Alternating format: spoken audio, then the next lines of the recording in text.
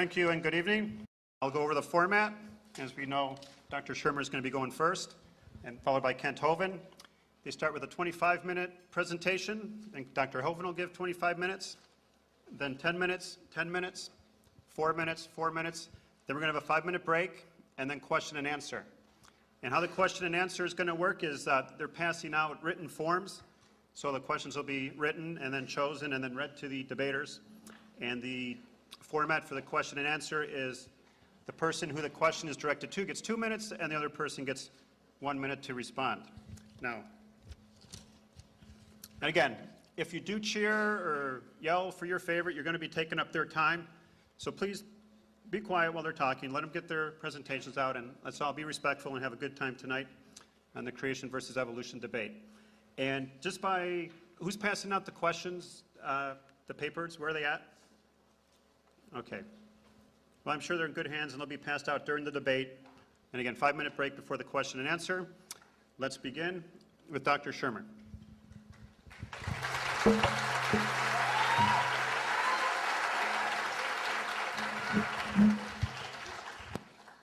How we doing? Wow. Hope the fire marshal's not here. Oh, man. I don't know. It's just sort of a psychic hunch I have. I got the feeling there's slightly more believers than non-believers here. I don't. Just a show of hands, how many of you believe in a God, a personal God, like the Judeo-Christian God?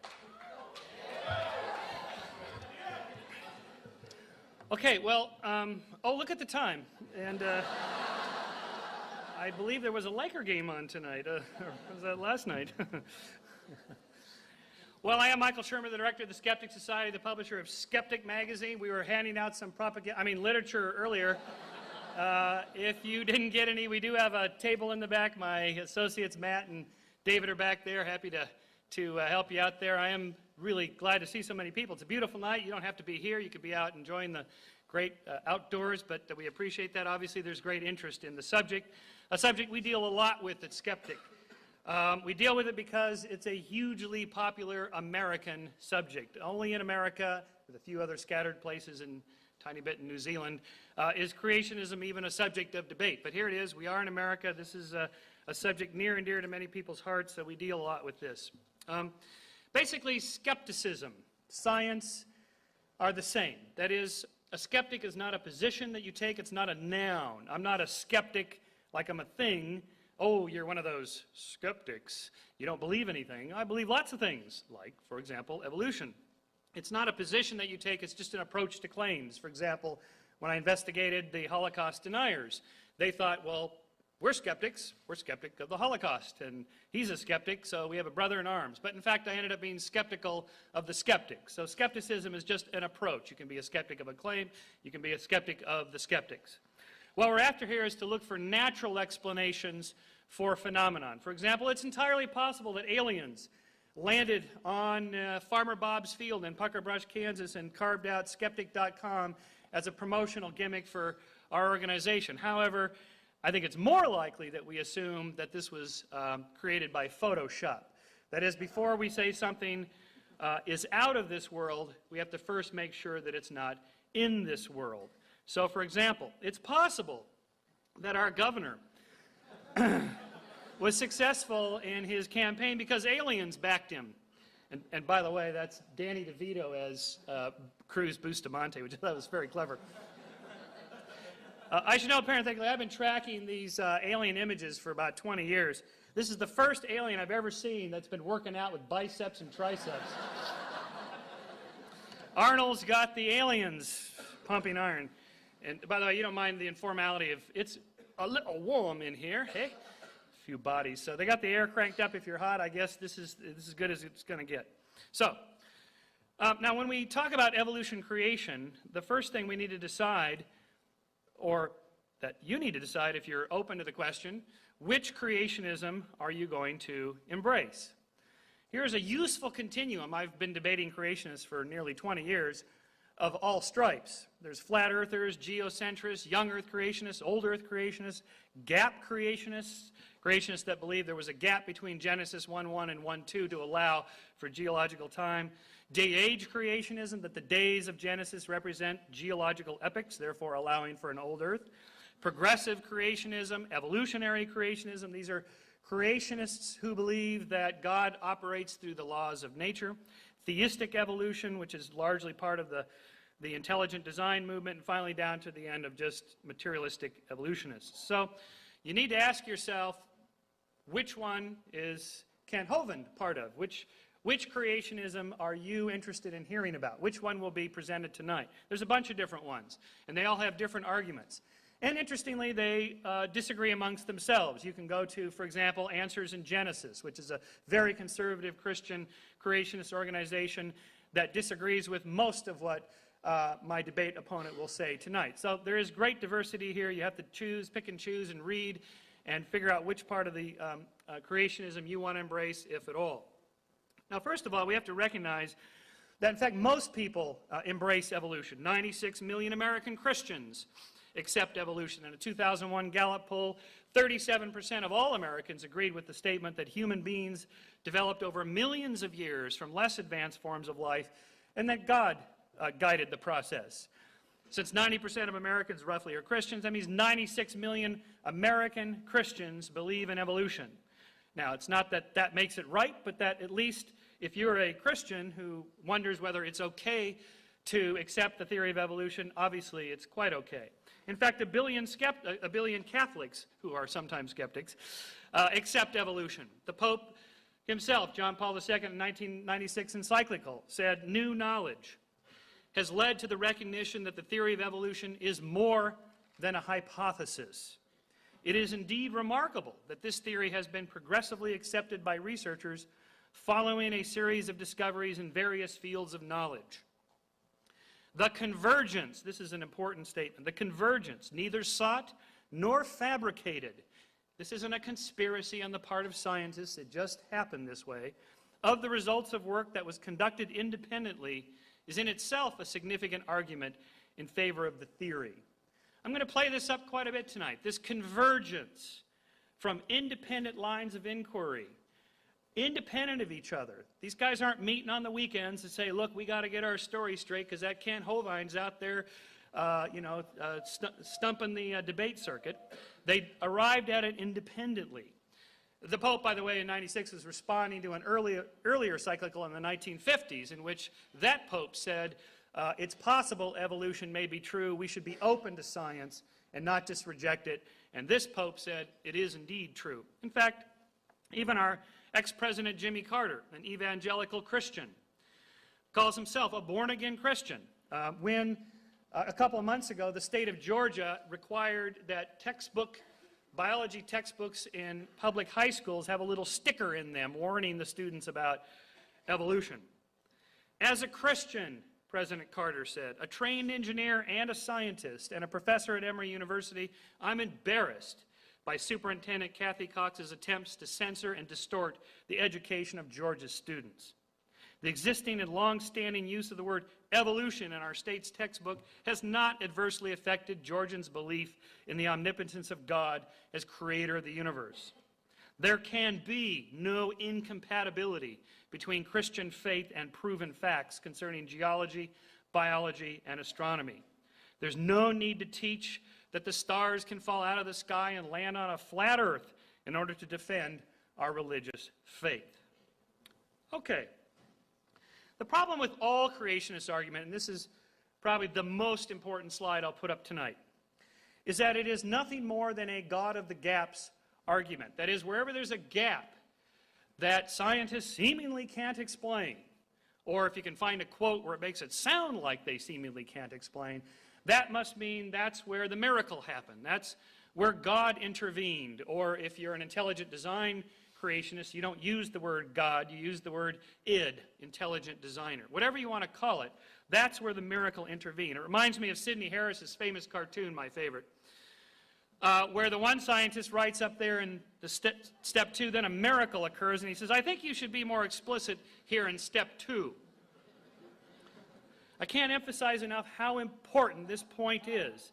This is the central point, that to simply say, look, I don't think you guys can explain this problem, whatever it is. Therefore, that's where a miracle happened. God did it. Id did it. even if that's the case, it doesn't explain anything. It just says, poof, a miracle happened. We'll just put a filler here, a word filler. We'll say, God did it, miracle did it, whatever. It doesn't explain anything. Even if Kent Hovind won every single debate he ever did, even if every scientist in America said, you know what, I think God designed the whole thing, and I think biology proves it, it wouldn't change anything with the way science is done. Because this has nothing to do with science. Science is the search for how that happened. What happened in step 2? If it did it, don't you want to know how it did it? If God did it, don't you want to know how she did it? For example, we know evolution is a fairly simple thing. It's a pattern of descent with modification, whatever causes changes in gene frequency. So if we just take any particular phylogenetic tree, a descent of organisms across time, here's the ceratopsians. Evolutionists, scientists offer an explanation for how this diversity, this biodiversity occurs through genetic frequency changes and population genetics and mutations and so on and so forth. Whether that's right or not is a separate question in a way. If it's not right, well then you figure out how it happened. But to simply say, well God did it, or it did it, well, aren't you curious how it did it? I mean, did it create this general type, and then natural selection created all the varieties? Did God create each species, and then nature created the subspecies? Did God create the families, and then nature created the genus and species? Or did God create every single living single organism one at a time throughout all of history? Or did he set it up at the beginning and then it just sort of ran like a clock and created it? These are interesting questions, but we're never given answers to these because they don't have answers to these things, because that's how science is done. Science wants to know how it's done. So, evolutionary theory is the best explanation we have for this. It is provisionally true, true with a small t. We're not after, somebody mentioned truth earlier. Truth with a capital T doesn't belong in science. It's provisionally true. Why? It gives a coherent explanation of what we know. It's conciliant. Independent lines of inquiry jump to the same conclusion. That's that convergence the Pope talked about. Again, it's not that these guys are meeting on the weekends. Ooh, we got to get our story straight. I'm going to say it happened 6 million years ago. What are you going to say? 7 million years ago? Well, Hovind might be in on this. You know, he might find out about this. I'll say 6.5, you say 6.5, and we'll be safe. That's not how it works. And even if it did work that way, if they were that consistent, then I'd be suspicious something was up. In fact, there's always error variance in the estimates given by scientists. Finally, it predicts new findings, which so far have been confirmed, and I'll show you a bunch of these empirically. So, for example, there's a consilience on estimating the age of the Earth, right? It's not a perfect number, but there's a little bit of error variance there.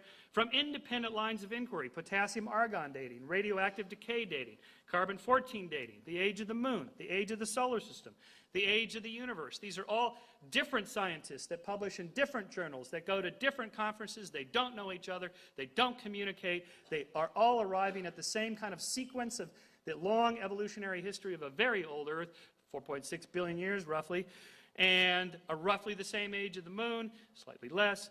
The age of the universe looks like it's about 13.4 billion years, but this number varies because new data comes in.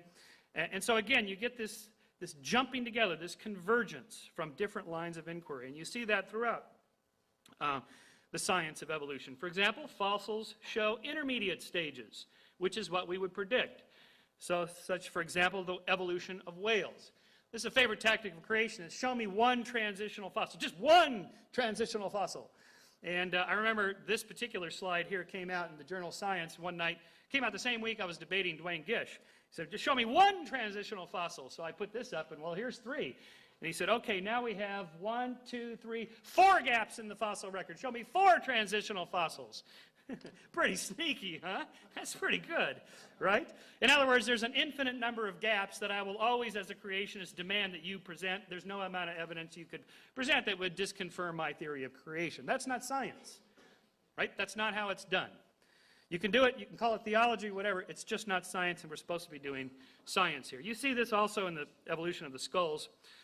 Whale skulls with Pakicetus 50 million years ago, Adiocetus 25 million years ago, and modern beluga whales. Common descent, common anatomical structures. You can see the sequence. You can see how the structures change over time. And in fact, there's almost an embarrassment of riches. There are so many fossils. I'm just staggered that creationists hang on to this, show me just one transitional fossils. There are so many, it's just staggering. This is just a nice little picture of Stephen Jay Gould when he was a very young man at the Harvard Paleontological Collection. These are just fossil, this is just fossil mollusks, right? There's just drawer after drawer after drawer after drawer. Last week, 2 weeks ago, I was at Donald Johansson's lab at Arizona State University. The guy who discovered Lucy, I'll show you in a moment. He just had drawer after drawer after drawer of hominids, and we were laying them all out. I took my 12-year-old daughter so she could kind of see all the cool stuff and meet Lucy. She met Lucy. And there she is. Not the Lucy. Yeah, the Lucy. Anyway, and I just made a little joke. Yeah, but you don't have any transitional fossils. And, we all had a good laugh because, just table after table is just spread out with these things. There's so many, it's an embarrassment of riches. The sequence you usually get, and here's a problem that most people get into that don't understand the theory of evolution. They see it as this kind of progressive linear ladder, march from small to large, simple to complex, in a line where one leads to another, and so on. This is the most famous slide ever done from Time Life. It's been parodied so many times. I have a couple dozen of these slides. I like this one, and in particular this one with Homo European Unionist from the end there. It's a very American characterization, of course. I suppose a new one would have the French crawling on their bellies or something. In fact, evolution is a richly branching bush in which we have an evolution from a common ancestor. Of course, you know that we didn't come from chimpanzees and gorillas. You say, how did we come from them? They're still alive. We didn't come from them. We come from chimps over here, gorillas over here, a common ancestor about 8 million years ago. What's interesting about this slide is that back in the late 60s and early 70s, everybody believed that the common ancestor here was like between 15 and 30 million years old. And Vince Sarich at UC Berkeley, based on early biochemical comparisons across species, said, no, I'm predicting that the fossils are going to show that is in fact closer to 5 to 6 to 7 million years ago, the common ancestor, and he proved to be right. It took almost 25 years for paleontology to catch up with biochemistry, but here's an example of where these guys are not in some back dark room meeting to get their story straight about the age of things. There's a consilience. It turns out that the fossils match the biochemical and genetic tests. And you have this richly branching bush here. Transitional fossils, there's tons of them. It looks more and more like a lot of these different species, such as Sahelanthropus chidensis 6 to 7 million years ago. This was found in 1991.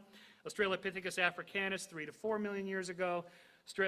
This is Kenanthropus platyops, which was discovered in 1992, 3.5 million years ago. The famous Lucy, 3.2 million years ago. The beauty of Lucy is that you can sit there and hold in your hand, and if you're in Don Johnson's lab, you can. A chimp pelvis and hip socket, a Lucy pelvis and hip socket, and a modern one. You can see the beautiful transition there from quadrupedalism to bipedalism. And this is not the only one. Don't think Lucy's the only fossil they got. They got dozens of these Australopithecines now.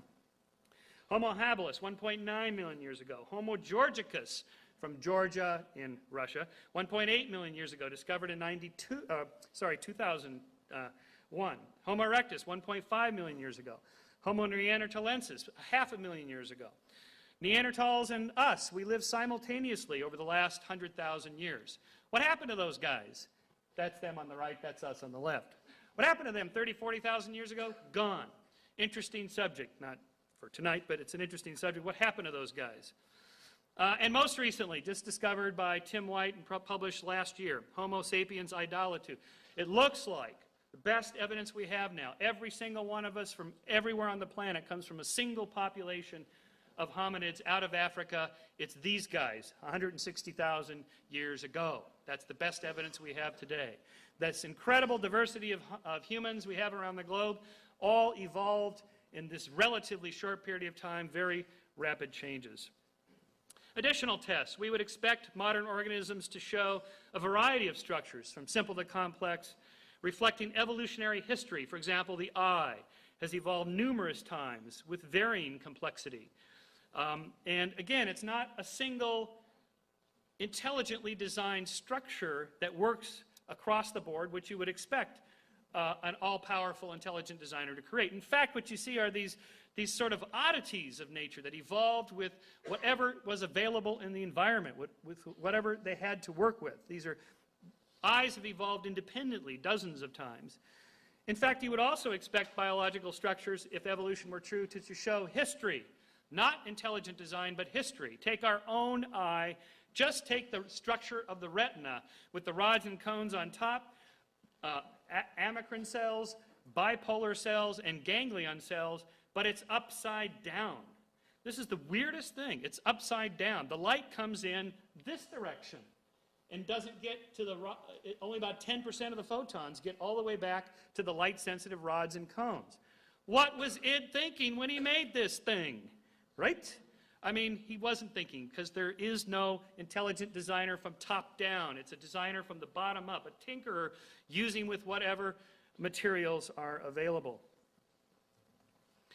We would expect organisms that share most of their DNA to look a lot alike. In fact, they do. And to behave alike. In fact, they do. Chimpanzees are very tribal. You may have noticed from recent current events in politics, we're very tribal, right? There's a whole series of these similarities across species.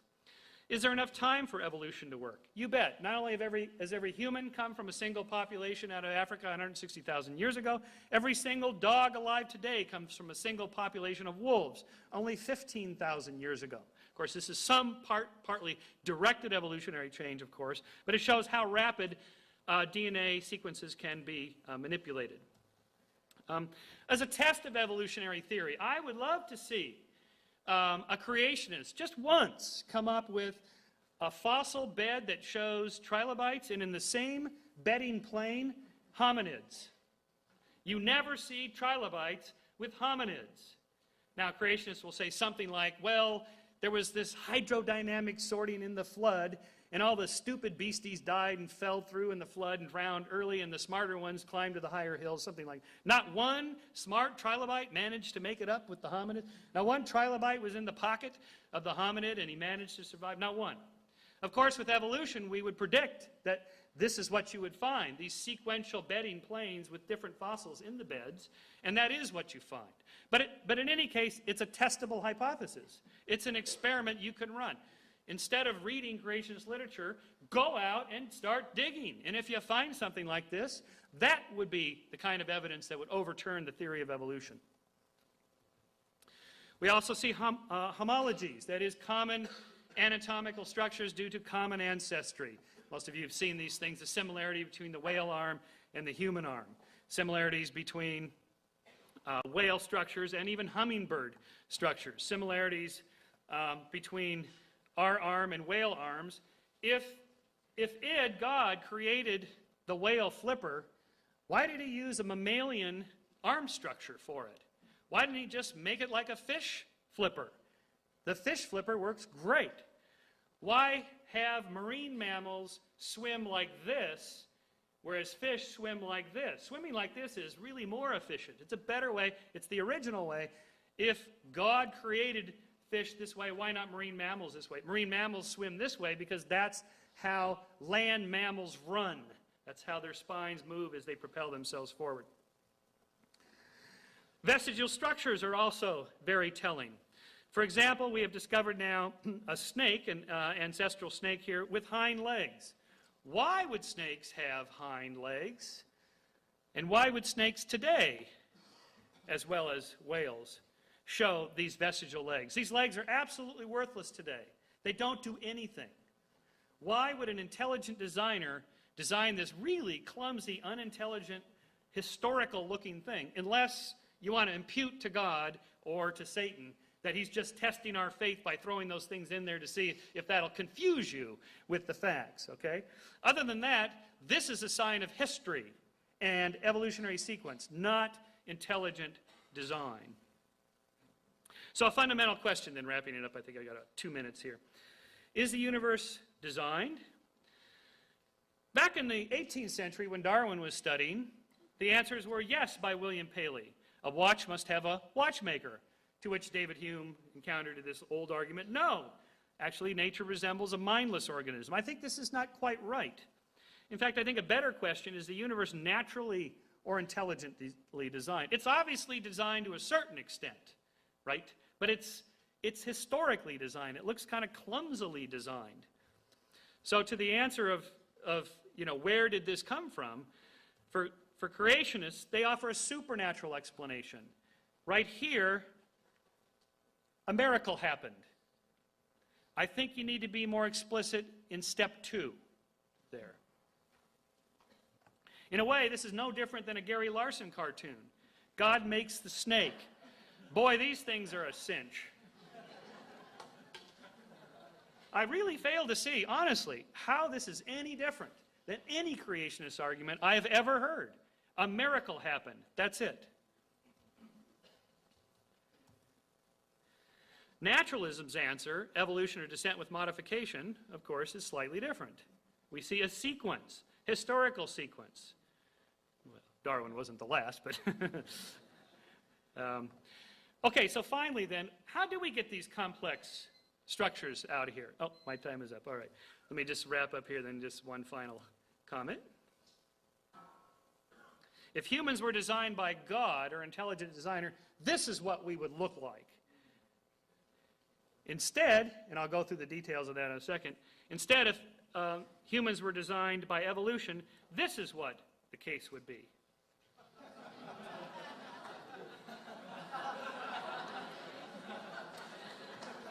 And as you know, guys, this is the way it is, unfortunately.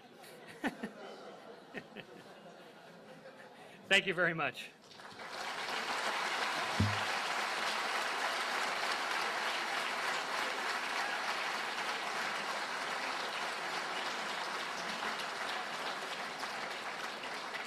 Okay. Thank you. Dr. Hovind will now give his opening presentation, and after that will be the rebuttal time, 10 minutes rebuttal, and then 10 minutes rebuttal. So, Dr. Hovind.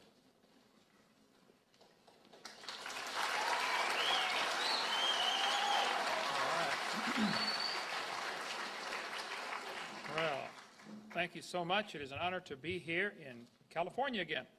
My name is Kent Hovind. I taught high school science 15 years, and now I travel and do seminars on creation, evolution, and dinosaurs. This is not my wife. It's just a picture of her. 3 kids, got them all married off, and the dog died, so I made it. I'm home free. And I have 2 grandkids, and any moment now I'm going to have number 3, and then in about 5 months I have number 4, so we're collecting grandkids. I'm a founder of Dinosaur Adventureland in Pensacola, Florida. It's a science center, theme park, and museum based on creation instead of evolution. We've had thousands of visitors, over 33,000 so far in the first 2 years we've been open. We teach a lot of classes on science. We are not against science. We have have a creation boot camp in September. Teach people how to be good creationists, to go out and fight against these guys who believe in evolution. So we need more people doing that. My goals are to present the truth and expose error. I'm not against any particular theory. I'm against lies. If you have a theory, great. If you're going to use lies to support it, that's not great. So my goals are to strengthen the faith of believers, to win the lost to Christ, and to win Michael Shermer to Christ. Okay?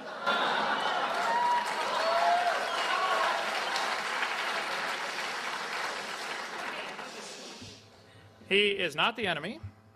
He does work for him, but he is not the enemy. Okay. All right. Let's define a few terms here tonight. Science is knowledge. It comes from the word to know. Okay? Knowledge gained by observations, experimentation, testing, study, etc. Okay? Some try to limit the definition of science like we heard tonight. They want to limit it to the natural world. If it's not natural, it's not science. Okay, well, let's just follow that logic to its logical conclusion. The operation of the world can be understood by scientific discoveries in the world.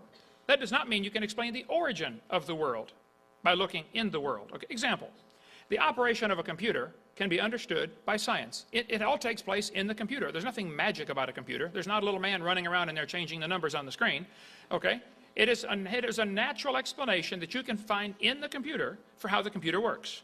There is not a natural explanation in the computer for how the computer originated. You had to go outside the computer. Somebody outside the computer built the computer, okay? Somebody outside, beyond, above, greater than, smarter than the computer had to build the computer. And just because you can explain the operation of a machine does not mean you can explain the origin of the machine with the same set of rules. So religion is a set of beliefs concerning the cause, nature, and purpose of the universe. I'm going to define a few positions here. I take the position that the Bible is literally true and scientifically accurate. The earth was created in 6 literal 24-hour days about 6,000 years ago. Now, if that's true, I call our ministry Creation Science Evangelism. I think the scientific evidence supports the creation view. A good test for science is, does it make predictions? Okay, based on the idea that the earth was created in 6 days, 6,000 years ago, there are some predictions we can make. The Bible says clearly he did it all in 6 days. Well, let's make a few predictions. I predict the universe will show evidence of order and intelligent design. I predict there will be thousands, if not millions, of symbiotic relationships. All the plants and animals were created within a few days of each other. And there are millions of these that depend on different things for different reasons.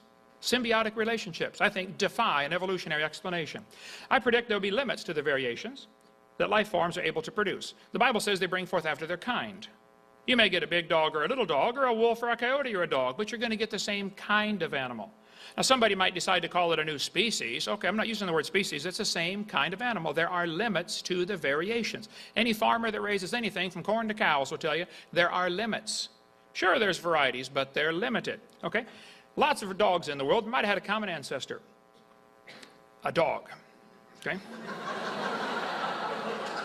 I predict, based on, that does not prove dogs came from a rock 4.6 billion years ago, by the way. Okay. I predict there will be a purpose to life. We were designed for a purpose. I think I know what it is. Based on the assumption, we can make some predictions that there will be non-material things in the world like love, sense of justice, mercy, innate knowledge of right and wrong, a conscience, and absolute truth. Those things can be found. They do exist. I predict there'll be a way to find the will of the Creator, such as messengers speaking for Him, or maybe even a book telling us how He created it and why. I predict there'll be an afterlife where we face the Creator to give an accounting for everything we've ever said or thought or done. That's going to be a fearful day. Then I believe, before the flood came, the Bible teaches people lived over 900 years. That's what the Bible says. 912 is the average age from those before the flood. I believe that. Now, what predictions can we make based on that teaching? Well, I predict there will be legends of a creation event in cultures all over the world. I predict there'll be a golden age legend where people lived a long time. And it's interesting, almost all ancient cultures have stories about what they called the golden age, when people lived to be nearly 1,000. I predict there'll be skeletons found showing people with signs of great age, such as bigger brow ridge or bigger jaws. I predict there'll be biological problems today, like wisdom teeth for 40 or 50% of the population, indicating man used to be bigger and now we're smaller. So wisdom teeth are getting crowded into the jaw, and in some people they can't make it in. I predict since we are a copy off a copy off a copy off a copy off a copy off a copy off a copy of the original, there are likely to be a few biological problems with this generation. But that's no reflection on the original. The fact that this gene code has been copied and copied and copied and copied and copied from Adam, it's amazing we can sit here and talk about it. Okay? It must have been really good in the original. I predict there'll be a universal longing for things to be restored to the Garden of Eden. And that's what we find every place. Just about every culture has some kind of legend or story about a heaven where you get to go. Now, what difference does it make if you believe in creation or evolution? Well, if evolution is true, how do we tell right from wrong? Where's the standard? How do we tell right from wrong? Do we decide right from wrong based on what Osama bin Laden thinks? Should we decide right from wrong based on what Bill Clinton thinks? Should we decide right from wrong based on what the majority thinks? How is there a standard someplace? How do we tell right from wrong if evolution is true? Now, if evolution is true, death brought man into the world, and death is a wonderful thing. Death is the hero of the plot. See, in order for evolution to work, one animal has to evolve a little better than the rest. The rest of them have to die, or else that new improved gene gets swamped in the population. Doesn't do anything. Death is the ultimate hero of the plot for evolution. The Bible teaches clearly that man brought death into the world. By one man, sin came into the world, and death by sin. Since by man came death. The Bible talks about man destroyed God's creation. I predict, according to the Bible, I read the Bible, it says there was a flood, a completely worldwide, universal flood that destroyed the world 4,400 years ago and dropped everybody's property value to zero. Based on that belief, I can make a few predictions. I predict there will be hundreds of layers of strata, rock layers and mud layers, strata, sometimes continent-wide layers of strata. I predict there will be billions of fossils, including coal and oil, found in those layers. I predict there will be huge canyons and deltas showing evidence of rapid erosion because of the flood teaching. I predict there will be legends of this worldwide flood found in cultures all over the world. And sure enough, there are nearly 300 of these flood legends found from around the world. I predict there will be petrified trees in the vertical position running through many of these layers. And sure enough, there are thousands of them. And here we have people trying to teach you that each of these layers is a different age. Would you please explain to me how we get a tree petrified connecting all these layers? I don't know how long dead trees stand up around here in California before they fall down, but in Florida you get maybe 5 or 6 years. If you're going to have a tree stand there for millions of years while the layers form around it, I'd like to see that, okay? Anybody telling you those layers are different ages has a problem in his thinking, okay? Now, I like science. I'm not against science. And I do resent, though, people trying to assume that evolution is part of science. Evolution is not part of science. Evolution is a religion. It's mixed in with science, I understand. But that doesn't make it part of science. Beer is often sold at football games. Beer has nothing to do with football, and beer does not become athletic by association with football, okay? So, and evolution does not become science because it's stirred into a science book, okay? Evolution's a religion. Now, let's define a few terms. The word evolution has at least 6 different meanings or levels or stages. First, it would have to be cosmic evolution, the origin of time, space, matter. Secondly, there'd have to be chemical evolution. According to the Big Bang Theory, the Big Bang produced hydrogen. Okay, then how did we get all these elements? Do you want me to believe that uranium evolved from hydrogen? They'll say, oh yeah, fusion happens in stars. Well, you got 2 problems now. Number 1, you can't fuse past iron. Number 2, you got a chicken and an egg problem. Did the elements come before the stars? The elements make up the stars, and the stars make up the elements. Which one came first? They got a real chicken and an egg problem when it comes to chemical evolution. Thirdly, there'd have to be stellar evolution. Somehow the stars have to evolve.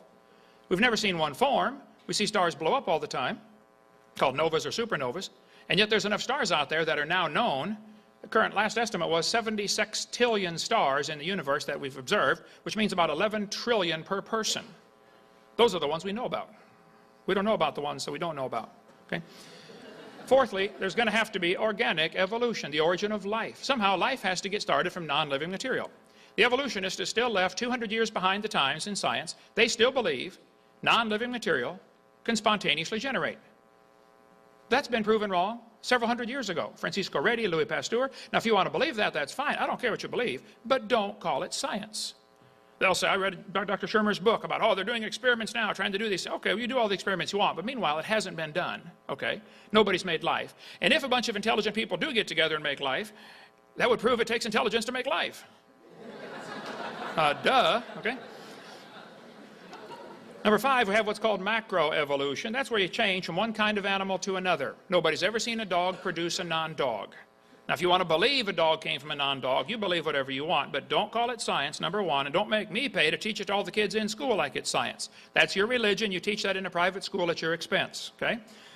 Number 6, we have what's called microevolution. I object to the term. I think it's a lousy term, but they use it, so I'll explain it. Microevolution tells us there are variations within the kinds. Big dogs, little dogs, straight hair, curly hair. I agree. That happens. The first 5, though, are purely religious. Nobody's ever observed any of these. So when I talk about evolution tonight, I am not talking about variations within the kind. Speciation. I'm not talking about that. I'm not sure who's deciding when we have a new species anyway. Somebody decided a dog and a wolf are different species. Okay, but a 5-year-old knows they're the same kind of animal. Okay, a horse and a zebra are different species, but they're still the same kind of animal. 4-wheel drive, genuine leather upholstery. Okay? So, evolution theory teaches 20 billion years ago, or sometime in the past like that, there was a big bang where nothing exploded. And then 4.6 billion years ago, the earth cooled down. And then it rained on the rocks for millions of years and turned them into soup, and the soup came alive 3 billion years ago. This is what the books teach. Okay, that's the Big Bang theory. 18 or 20 billion years ago, Big Bang. 4.6 billion years ago, the earth cooled down. Planet Earth cooled and a rocky surface was created. This is what all the textbooks teach, okay? Then as the earth formed, it was hot and it was large pools of bubbling lava, but it slowly cooled down. And then, boys and girls, millions of years of torrential rains created great oceans. And swirling in the waters of the oceans is a bubbling broth of complex chemicals. Progress from a complex chemical soup to a living organism is very slow. Sure is. It don't even happen. That's how slow it is. This guy said the first self-replicating systems must have emerged in this organic soup. So their theory would say 20 billion years ago, Big Bang, 4.6 billion years ago, the earth cooled down, it rained on the rocks for millions of years, turned them into soup, and the soup came alive 3 billion years ago. And so there's Grandpa right there. Okay. Now, there's no question there's a wide variety of dogs in the world. The question is, does that variation we see tell us there is infinite varieties available? No. I don't think the dogs came from a rock 4.6 billion years ago. Okay. So the first 5 are purely religious. Number 6 is science. But they try to skip the first 4 all the time. I see this all the time in textbooks. They try to skip those. Now, evolution, number 5, the first 5 anyway, I think is the dumbest and most dangerous idea in the history of the world. It didn't happen. There's no evidence for it. Let's see. Marxism, evolution leads straight to Hitler, Stalin, Pol Pot, abortion, communism, Marxism, rejection of logic, and to hell if you don't trust Christ. Okay. Now, Michael Shermer is the editor of Skeptic magazine. He is absolutely correct to be skeptical of some of the dumb things people believe out there. There are some weirdos in this world, folks, okay? You got some here in California. And they believe some strange things. And I think what he does, exposing the illogical stuff that people teach, is great. I wish he would apply that same logic to his own theory of evolution. He's skeptical of everything except the evolution theory. For some reason, he's not skeptical of that. That blows my mind. Now, let's define some terms. In the Skeptic magazine article here, Michael Shermer wrote, August 28, 2003, "Brights come out of the closet." As many as you are aware, if you're aware, there's a movement to introduce a new Mimi, a new name for our society, our group, the evolutionists.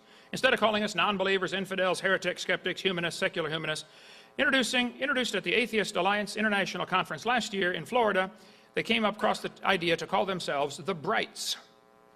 We are the Brights. He goes through the illustration in his book about how that the gays, picked that term gay so people wouldn't call them queers or fags or something else, and now it's a better term, and they've now gotten political clout because of the less aggressive term.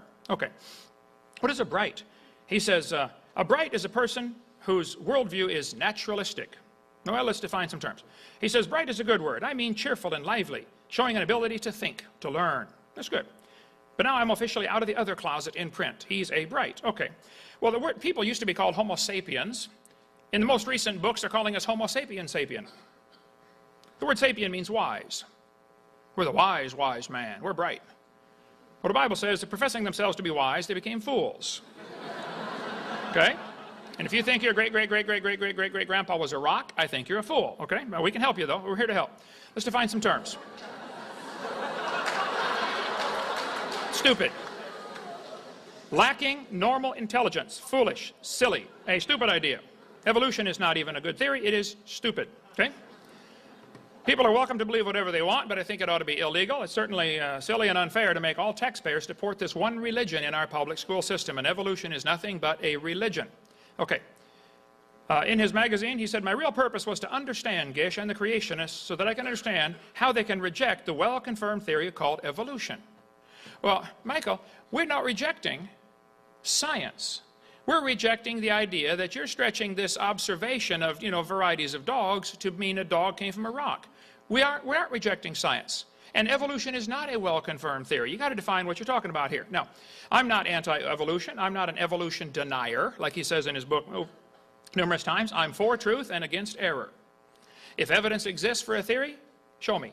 But don't use lies to support a theory. By the way, Kent is Welsh for bright. Okay? Just a little bit of trivia there. Texas has laws requiring textbooks to be accurate. So does Florida. So does Wisconsin. So does Alabama. So does California. Textbooks shall be factually accurate. That's all I want is accuracy in textbooks, okay? Minnesota says a teacher shall not deliberately suppress or distort subject matter. Evolution is a dying religion surviving only on tax dollars.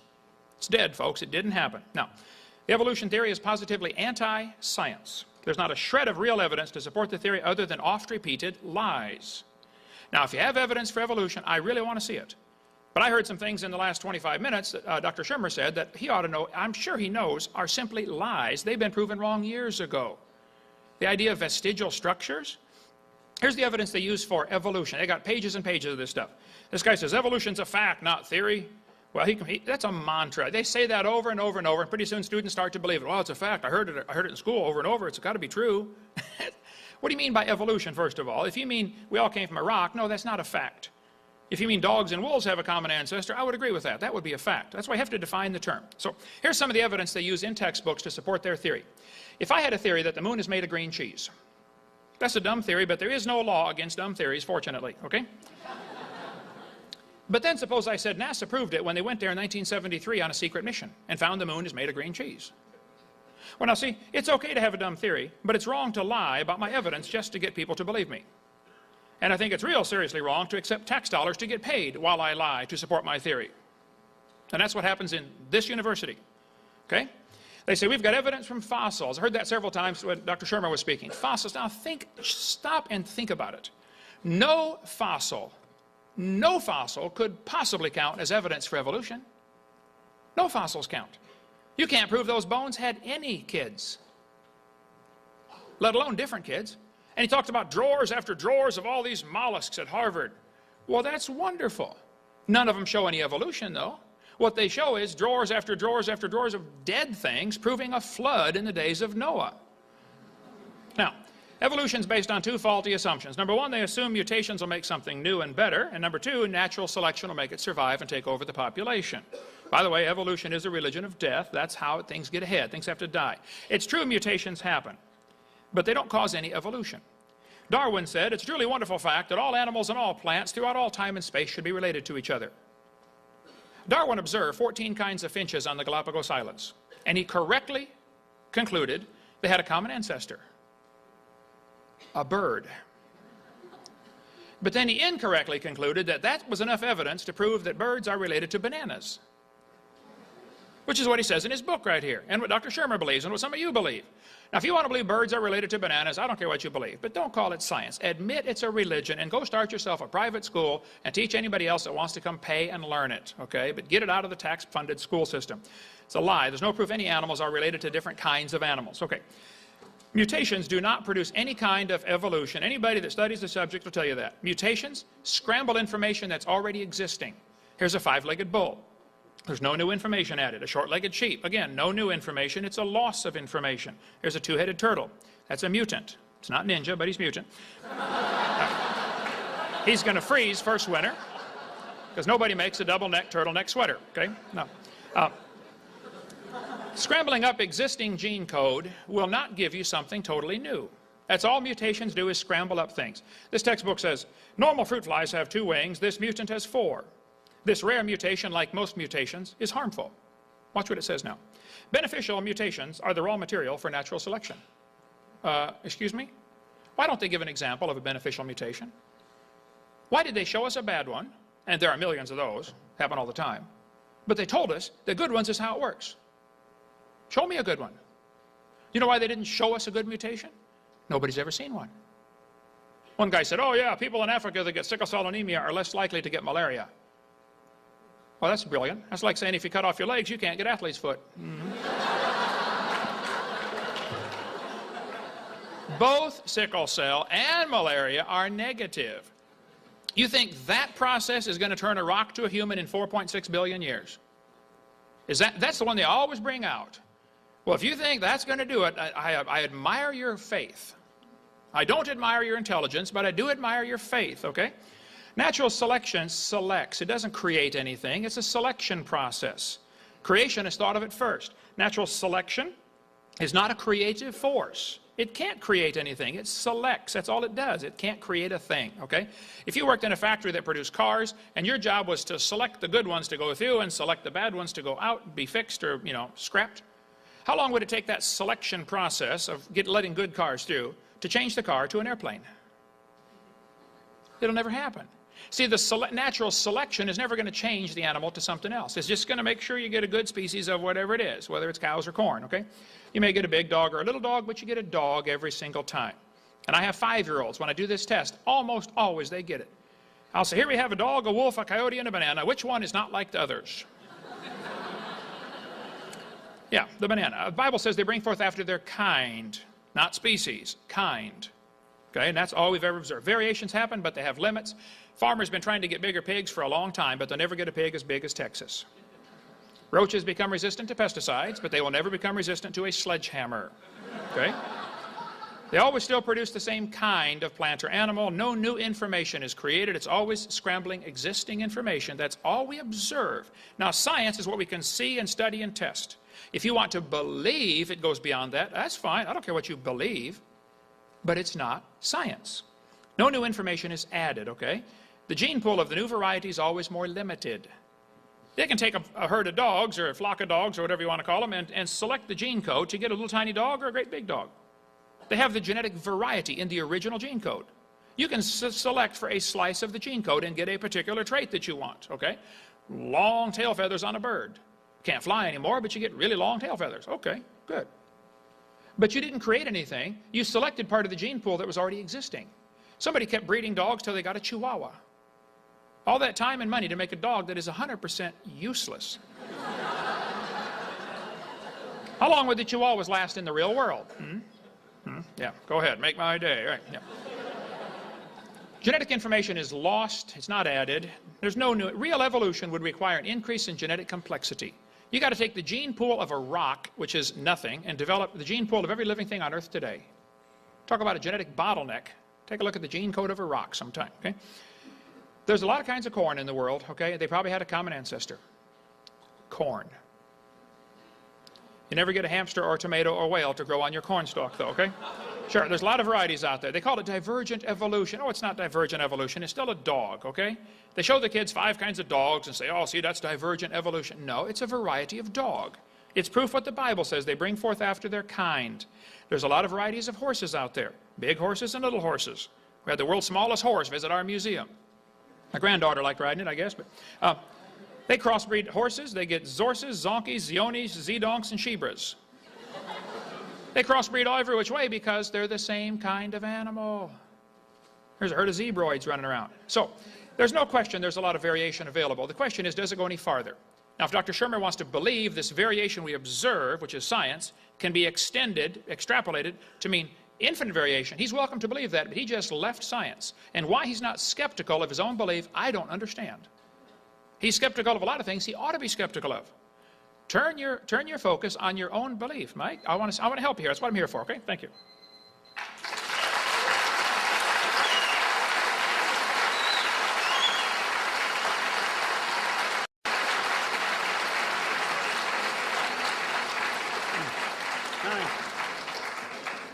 Okay, thank you.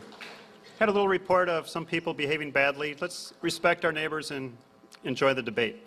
Dr. Shermer will have 10 minutes for rebutting what Dr. Hovind just taught.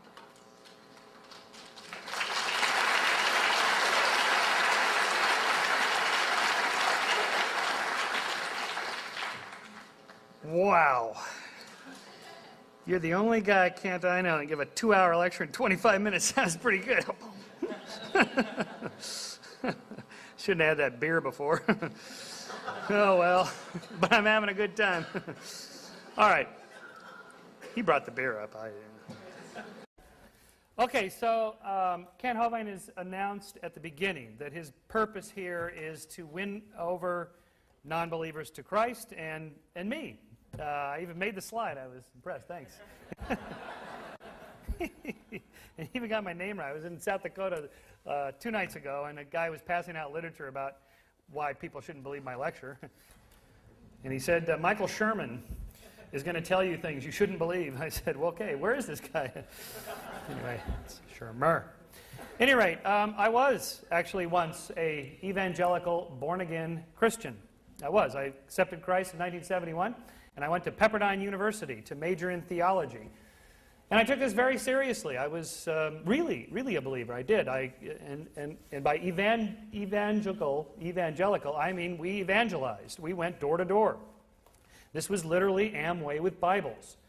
You know, we were selling God. That's how you define an evangelical Christian. And I went door to door and told people about this stuff. And then, for a long story short, I wrote a whole book about this stuff. But I found out you had to get a PhD in theology, you had to study Greek, Latin, Hebrew, and Aramaic, and I could barely get through Spanish, so I thought, all right, I'm going to have to switch majors here to get a job. So I switched to the sciences, because I was good at math and science.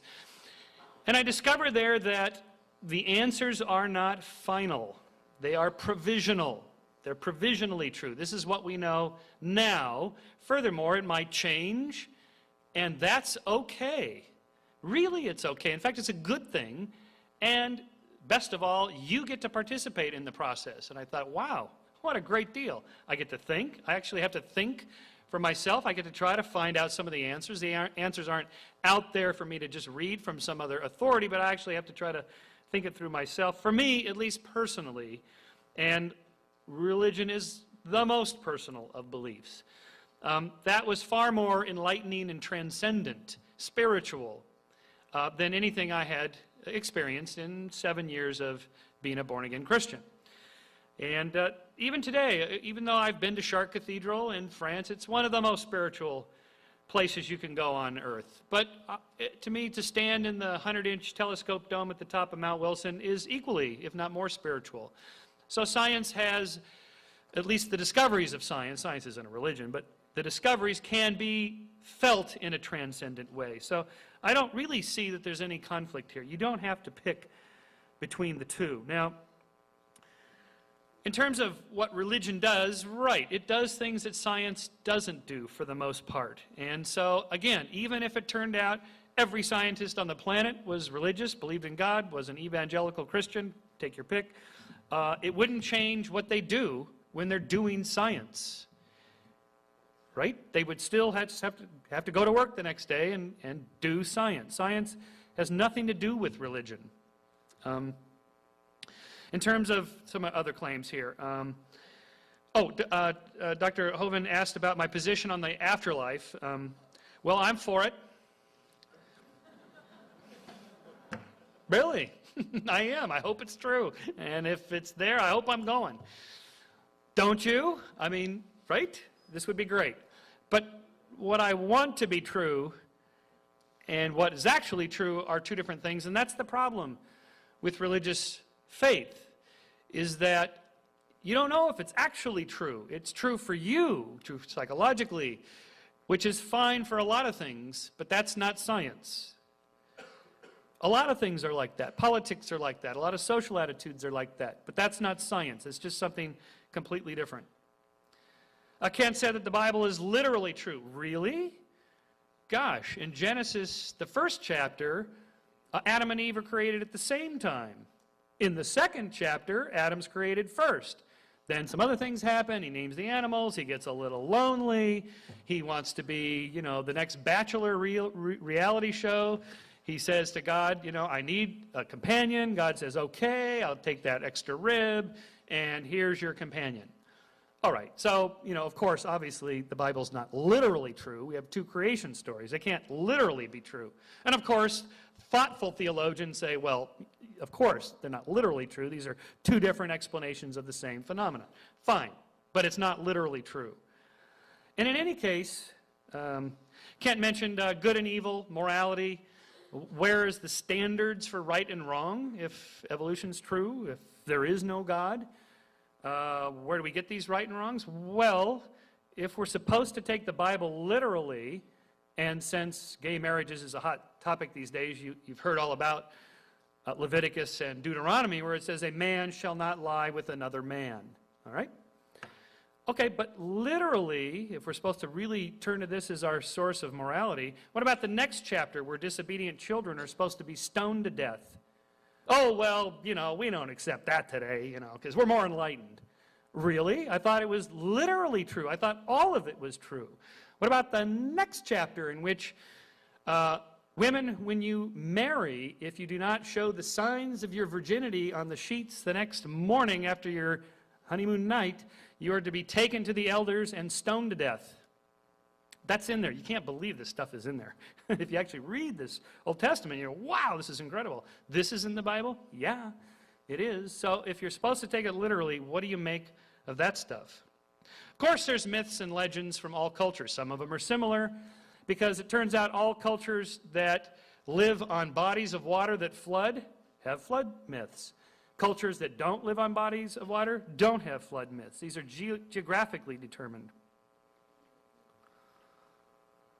Now, Kent said that evolution's a religion. Look, if evolution is a religion, everything's a religion, then nothing's a religion. Religion, as a word, has to mean something. If you say that evolution's a religion, it doesn't mean anything. Evolution is not a worldview in the sense of offering moral homilies and purpose and meaning in life. You, as a person who takes a scientific worldview like me, you may construct your own personal meanings and purpose and discover your own right and wrongs through a variety of ways. I wrote a book about this called The Science of Good and Evil, but the actual science of evolution has nothing to do with any of that. The people that do evolutionary biology, they don't do morality and theology and God and what's the purpose and meaning of my life when they're doing science. These are two different things. Turns out 39% of all American scientists believe in God. So how do they do this if, according to him, they can't be doing this? Well, they do. How do they do that? All right? So these are two different things.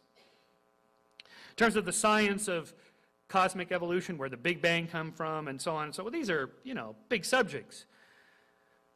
A lot of data, an incredible lot of data. When I was in college, the Big Bang was not accepted. It was kind of a toss-up between the Big Bang and the steady state and so on. Finally, so much evidence came forth that hardly anybody supported the steady state theory. Now pretty much everybody supports the Big Bang. Not because they have to, or else they're going to have to become Christians or something. It has nothing to do with religion.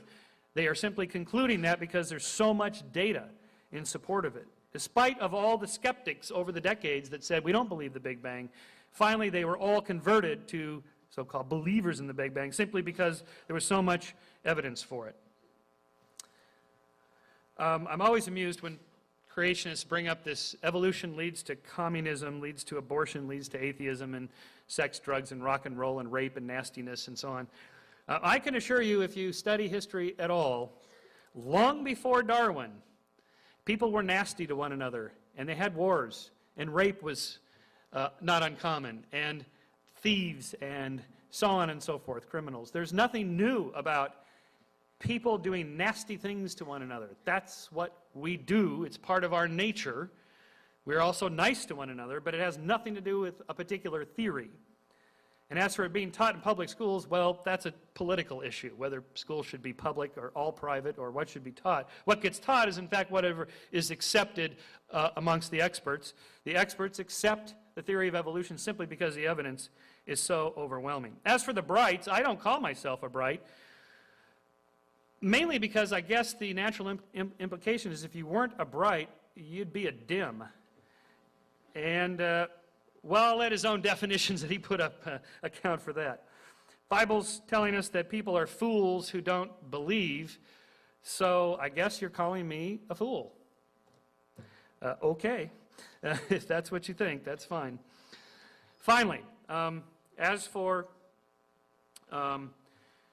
increase in information in the genome and so on, we have so many examples of this, it's incredible. Lots of examples of gene duplication, chromosomal aberrations that lead to increases in complexity across various organisms, and I'll tell you more about that in my final 4 minutes. Thank you.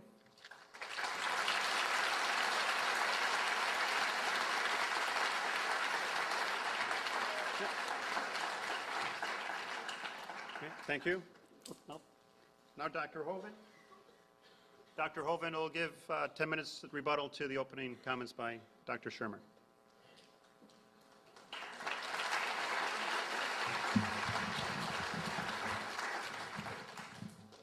All right. Well, thank you so much. I'd like to comment on several things that he said. He mentioned there is evidence for evolution from homology, from vestigial structures. The human eye is a poor design. I won't think I'll be able to cover all that, but you can get my video series on my website, drdino.com, and watch the whole thing.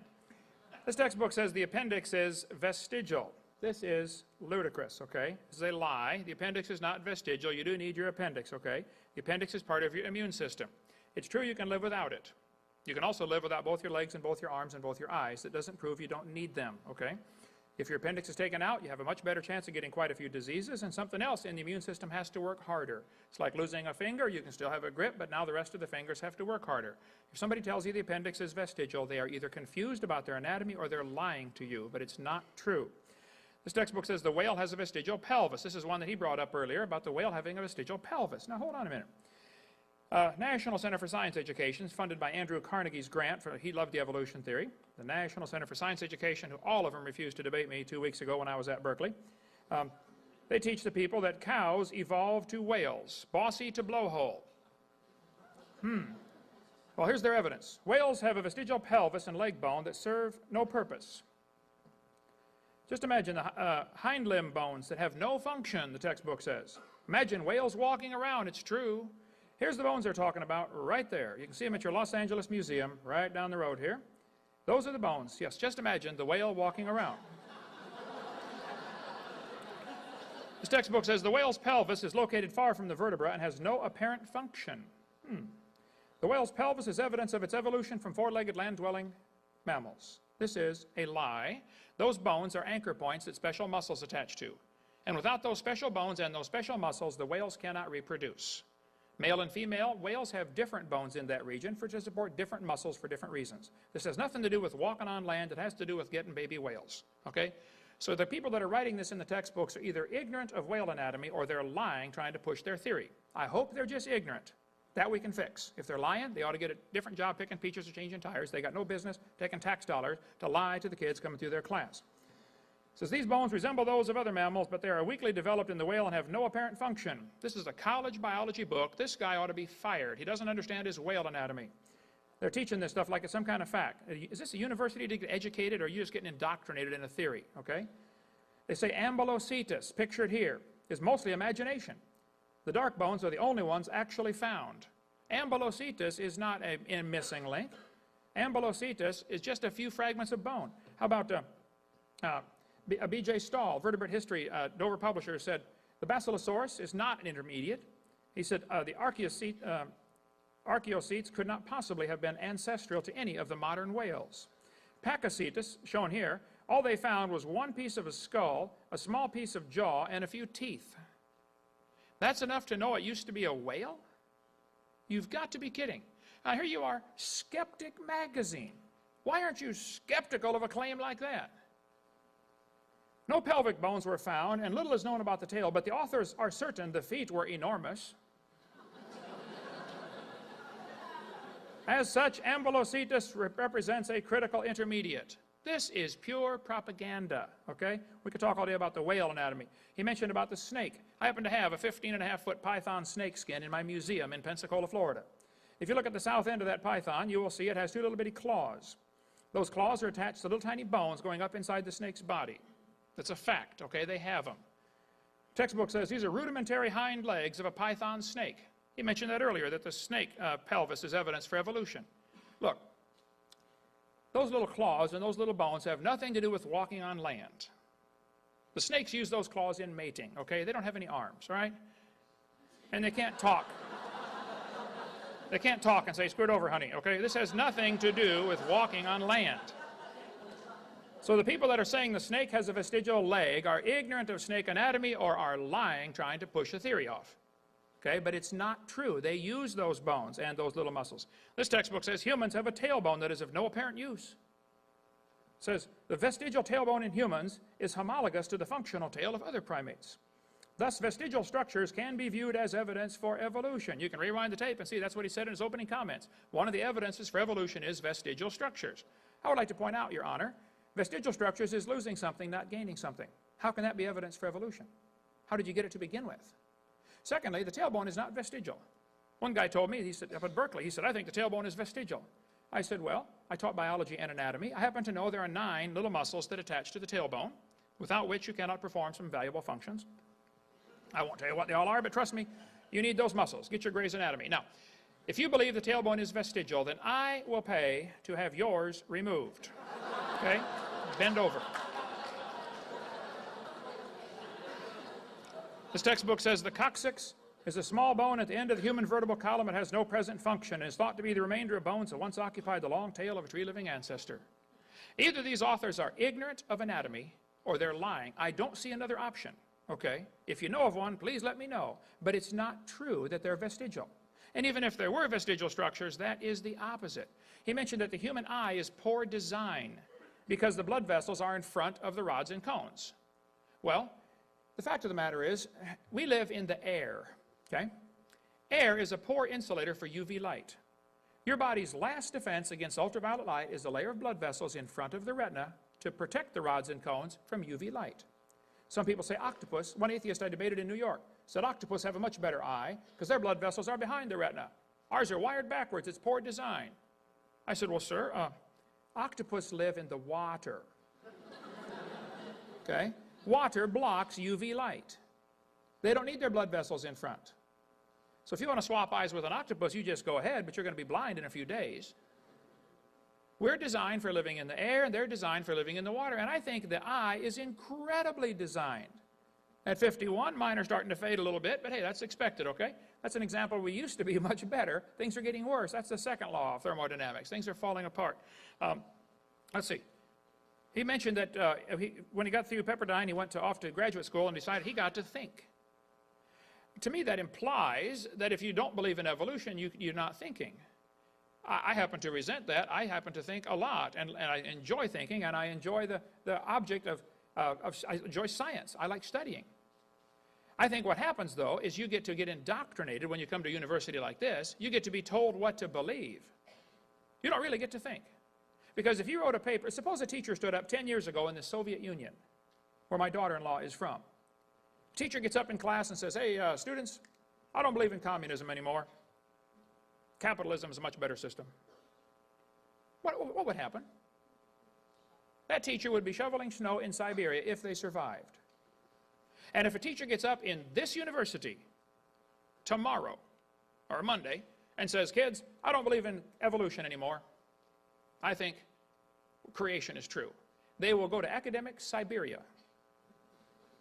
There have been hundreds of teachers fired, lost their jobs, lost their government grants, precisely because they didn't bow down and kiss the feet of the sacred cow of evolution. Evolution's a religion, nothing more. There's no scientific evidence to back it up. If you think there is some, I really, really would like to see it. He mentioned that the Pope accepts evolution. That's because the Pope has never been to my seminar.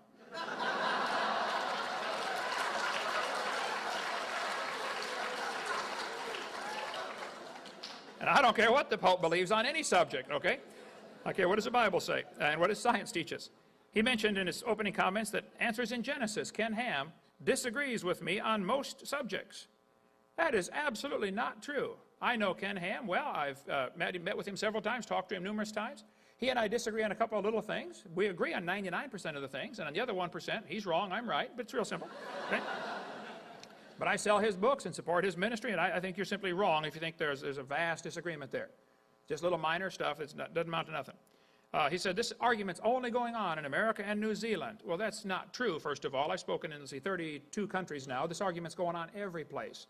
There are creationist organizations all over the place. And even if it was only going on in America, it still does, that's no evidence for one side or the other. The argument ought to be going on everywhere. And I'm thrilled this university would allow something like this to happen. I wonder how many teachers they have, how many courses do they offer here on biblical creationism, just to give the kids the other side. Go check your library. You'll find thousands of books about evolution. I bet you won't find 5 on creation, from the creation perspective. You may find some evolutionist wrote a book about creation, blasting it for some reason. Folks, is this an education do you get educated or do you get indoctrinated at places like this? I'm sick and tired of them lying to support their theory. Don't tell me about the vestigial structures. What evidence do you have to show us evolution? Not homology. Similar bone structures in the arms they mentioned earlier. Yeah, that proves a common designer. The Honda Prelude and the Honda Accord have quite a few interchangeable parts. Doesn't prove they both came from a skateboard. They have a common designer, okay? So all the evidence I've seen he's presented tonight is either mistaken or can be interpreted for creation. So I stand my ground. I still believe the Bible's right. Thank you.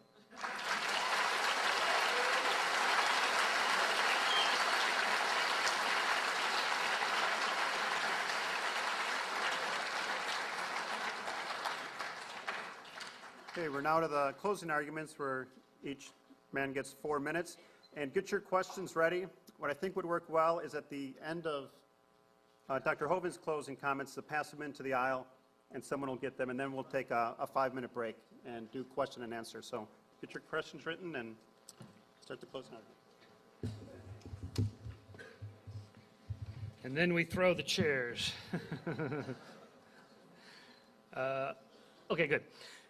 I only get 4 minutes. Okay, so this is an important concept to understand about explaining how things evolved. This was put forth in Darwin's time.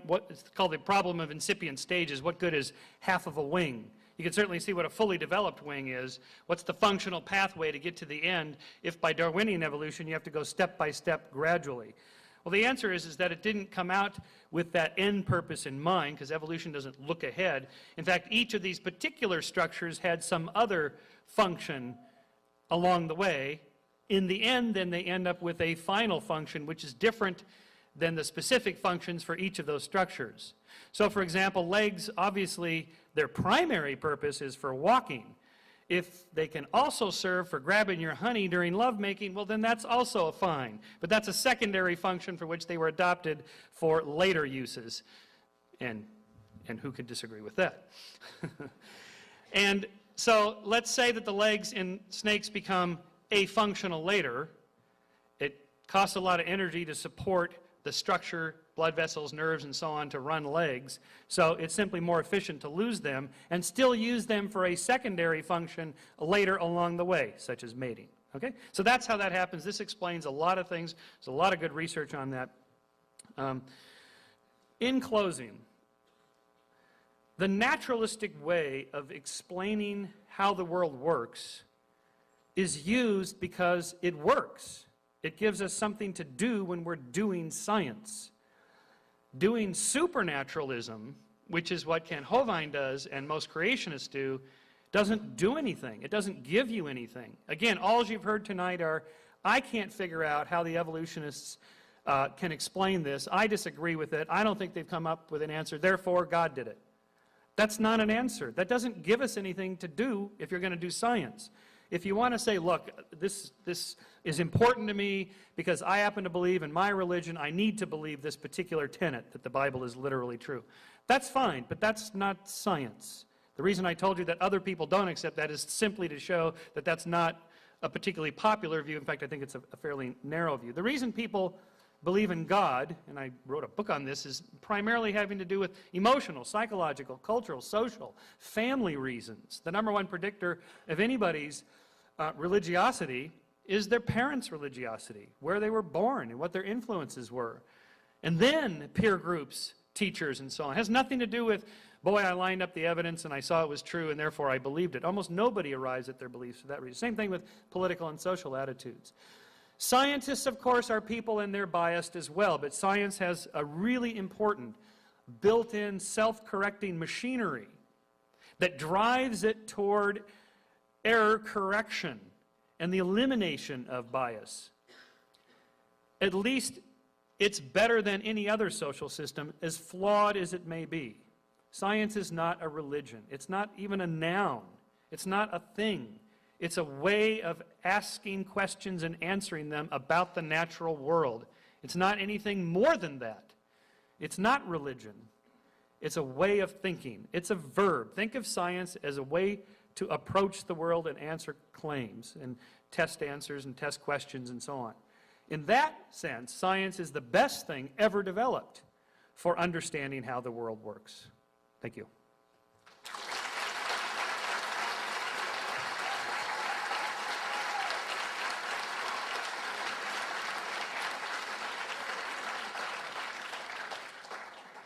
Okay, we have a new idea on the questions. When Dr. Hovind is done with his closing arguments, pass them to the aisle, and the people at the end of the aisles, pass them down. The aisles are jam-packed. Like you said, there's no fire marshal here. Good thing. But do that when he wraps up his closing arguments. Then we'll have a 5-minute break, and we'll do question and answer for about 45 minutes, getting as many questions in as we can. Now, Dr. Hovind, your closing arguments. All right. Yes, sir. Thank you, sir. All right. There must be a misunderstanding here. I don't believe I ever said tonight that science is a religion. I said evolution is a religion. Evolution is not part of science. That's the point. I think you're missing that, Dr. Shermer, and I'll just reiterate that. I'm not against science. I happen to like science, okay? So, no, I'm not against science. Now, the Bible says in Romans chapter 1, because that which may be known of God is manifest in them, for God hath showed it unto them. For the invisible things of him from the creation of the world are clearly seen, being understood by the things that are made, even his eternal power and Godhead, so they are without excuse. You will have no excuse when you stand before God to say, well, I believed in evolution because of the evidence. No, somebody might have led you to believe that, Just like some people lead their followers to believe if you blow yourself up and kill, an Israeli, you get to go to heaven and get 72 wives. Okay. Well, you've been misled, all right? The Bible says they're without excuse. Verse 21, because when they knew God, they glorified him not as God, neither were thankful, but became vain in their imaginations, and their foolish heart was darkened. Professing themselves to be wise, or in the Greek, that's the brights, they became fools and changed the glory of the uncorruptible God to an image made like to a corruptible man and birds and four-footed beasts and creeping things. That's evolution. God gave them up. That'd be a horrible thing if God gives up on you. To uncleanness through their lusts of their own hearts, to dishonor their own bodies between themselves, who changed the truth of God into a lie and worship and serve the creature more than the Creator. Yep, got to go meet Lucy, who is blessed forever, amen. For this cause, God gave them up to vile affections. For even their women did change the natural use into that which is against nature. And likewise also the men, leaving the natural use of the woman, burned in their lust one toward another. Men with men working that which is unseemly, and receiving in themselves that recompense of their error which was meet. Romans 1 tells us why God's going to have to judge this world. They knew God, spent 7 years witnessing for him, and then turned their back. They glorified him not as God. They became vain. That means self-centered in their imagination. They professed themselves to be wise. They became fools. God brought them down to idols and beasts, and God gave them up. Slippery slope happens to civilizations, happens to nations, happens to individuals. Can happen to you, okay? Now, the Bible says the fool has said in his heart there is no God. Wayne Strickland picked out his tombstone, calls himself an atheist. Well, the Bible says the fool has said in his heart there is no God. I like Ray Comfort's book. His crew is videoing here tonight. God doesn't believe in atheists. I don't either. Question, my closing. I didn't leave my gorgeous wife and travel out here because I want to beat somebody in a debate. I want to see somebody get converted, okay? All of you are going to die. If you die, where are you going? You ought to think about it because you're going to be dead for a really long time. I don't care how long you live, you're going to be dead longer than that. So it's real simple. God made this world. He owns it. He makes the rules. We are guilty of breaking his rules. If you don't like his rules and you're going to deny he exists for that reason, okay, but you're going to face him anyway. He told us clearly, thou shalt not bear false witness. Don't lie. All of us have lied. He told us, don't steal. We've all stolen. We're guilty, folks. The Bible says God is angry with the wicked every day. I don't do this, travel around and speak at universities and seminars and stuff because I'm in it for the money or in it because I like being gone. Folks, there's a war going on. Some of you kids are being taught things in this university that simply are lies. Somebody's trying to brainwash you against the obvious. There's a creator. There's a designer. So if you died today, where would you go? You're going to be dead. If you're not saved, you're going to be punished. Or Jesus can take your place. 35 years ago, I asked the Lord to forgive my sin, take my place. And I'm going to heaven. It's not because I'm good. It's because I'm forgiven. You can have the same thing. That's why I came. Thank you so much. First question is for Dr. Shermer. How did life originate? What is your best explanation? And do you believe life originated from non-life? And if so, why? Right. An entire chemistry class in, how much do I get, 2 minutes? 2 minutes. Okay. First of all, origins of life questions are not evolution. Evolution is a theory that deals with how life changes when it already exists. The origins of life is really a chemical question. It has to do with chemistry, not biology. But that aside, we have some reasonably good theories, although they need a lot more work because this is a fairly new science of how inorganic molecules become organic molecules. There's a very fine model right now that has a lot of support that clay substrates at the bottom of oceans may serve as nice mediums for which simple molecules can bind and be held in their bindings into more complex molecules, and how even protein chains can be formed and crude cells can be formed and so on. That's how you get started in the process. So it's a very gradual, slow process. We know that it can be done just by the input of energy, either ultraviolet radiation or a spark of electricity, these sorts of things. These experiments are rather crude. No, there's not a little creature crawling out of the test tube, of course, but there are at least these early rudiments of life, the beginnings of it, these basic structures, protein chain structures, monomers become polymers. All this happens just by the input of energy. It doesn't require a top-down designer. In fact, it's a bottom-up process that's just built into the laws of nature. Okay, Dr. Hovind? I think the complexity of life is so great that there just simply had to be a designer. It's not possible to happen piece by piece. All the experiments so far in the laboratory to try to produce life, Miller, Oprin, Urey, have really made the problem more complex. In this picture here, they show they're using methane, ammonia, water vapor, and hydrogen. Notice they exclude oxygen. They call it a reducing atmosphere because they know if there's any oxygen, it'll oxidize whatever tries to get together. All they've been able to do so far is get a few little amino acids, which is kind of like getting a few letters of the alphabet by randomly dropping toothpicks, okay? That can happen, I agree. You could drop toothpicks and make letters of the alphabet, but that would not explain how you get an entire book. And the difference from a few amino acids to one living cell is like the difference between a few letters of the alphabet and a whole book. It's just orders of magnitude. Now, if he wants to believe that, he can believe that, but again, he's left science and gone to religion. And if he says evolution only deals with after life is here, then he doesn't have a coherent theory because he needs to have something all the way back to the beginning, in my opinion. So that was it already? Watch my video number 4 on the table back there for more on that. Okay, question for Dr. Hovind. What is your strongest piece of evidence for creation? I think the evidence for creation would be the absolute impossibility of the contrary. If we were walking down the highway or walking down the road and we saw a swimming pool in somebody's backyard and you can see the waves splashing out the top a little bit, and I said, I think that pool only has water in the top foot, the rest is air underneath. Without even going to examine it, the other person would say, that's silly. It's impossible that there not be water all the way to the bottom. That's the nature of things.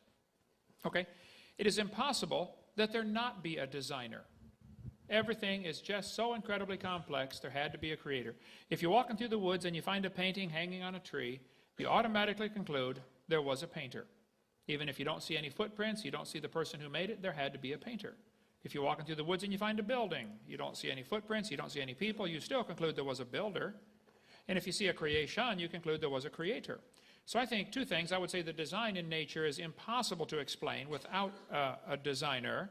And the idea of creation is true because of the impossibility of the contrary. It is impossible that there not be a creator for something like this.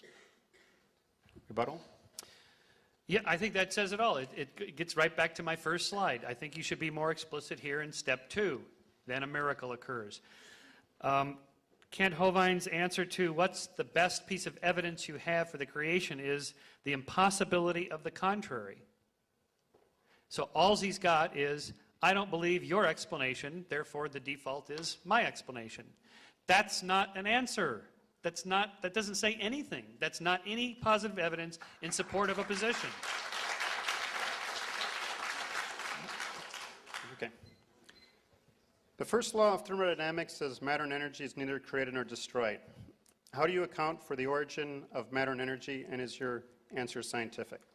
That be me? Yes. Yeah, 2 minutes. Oh, I see. We're doing that back and forth thing. Operators are standing by for my tape. Oh, no. Well, this is standard. Doesn't evolution violate the second law of thermodynamics? No, of course it doesn't, because if you have input into a system of energy, such as the sun, then you get a reversal of entropy. That is, you get energy input, you get an increase in complexity and so forth, as long as the energy keeps coming in. Once the energy dissipates, then you get an increase in entropy. So then, okay, but what about the whole universe?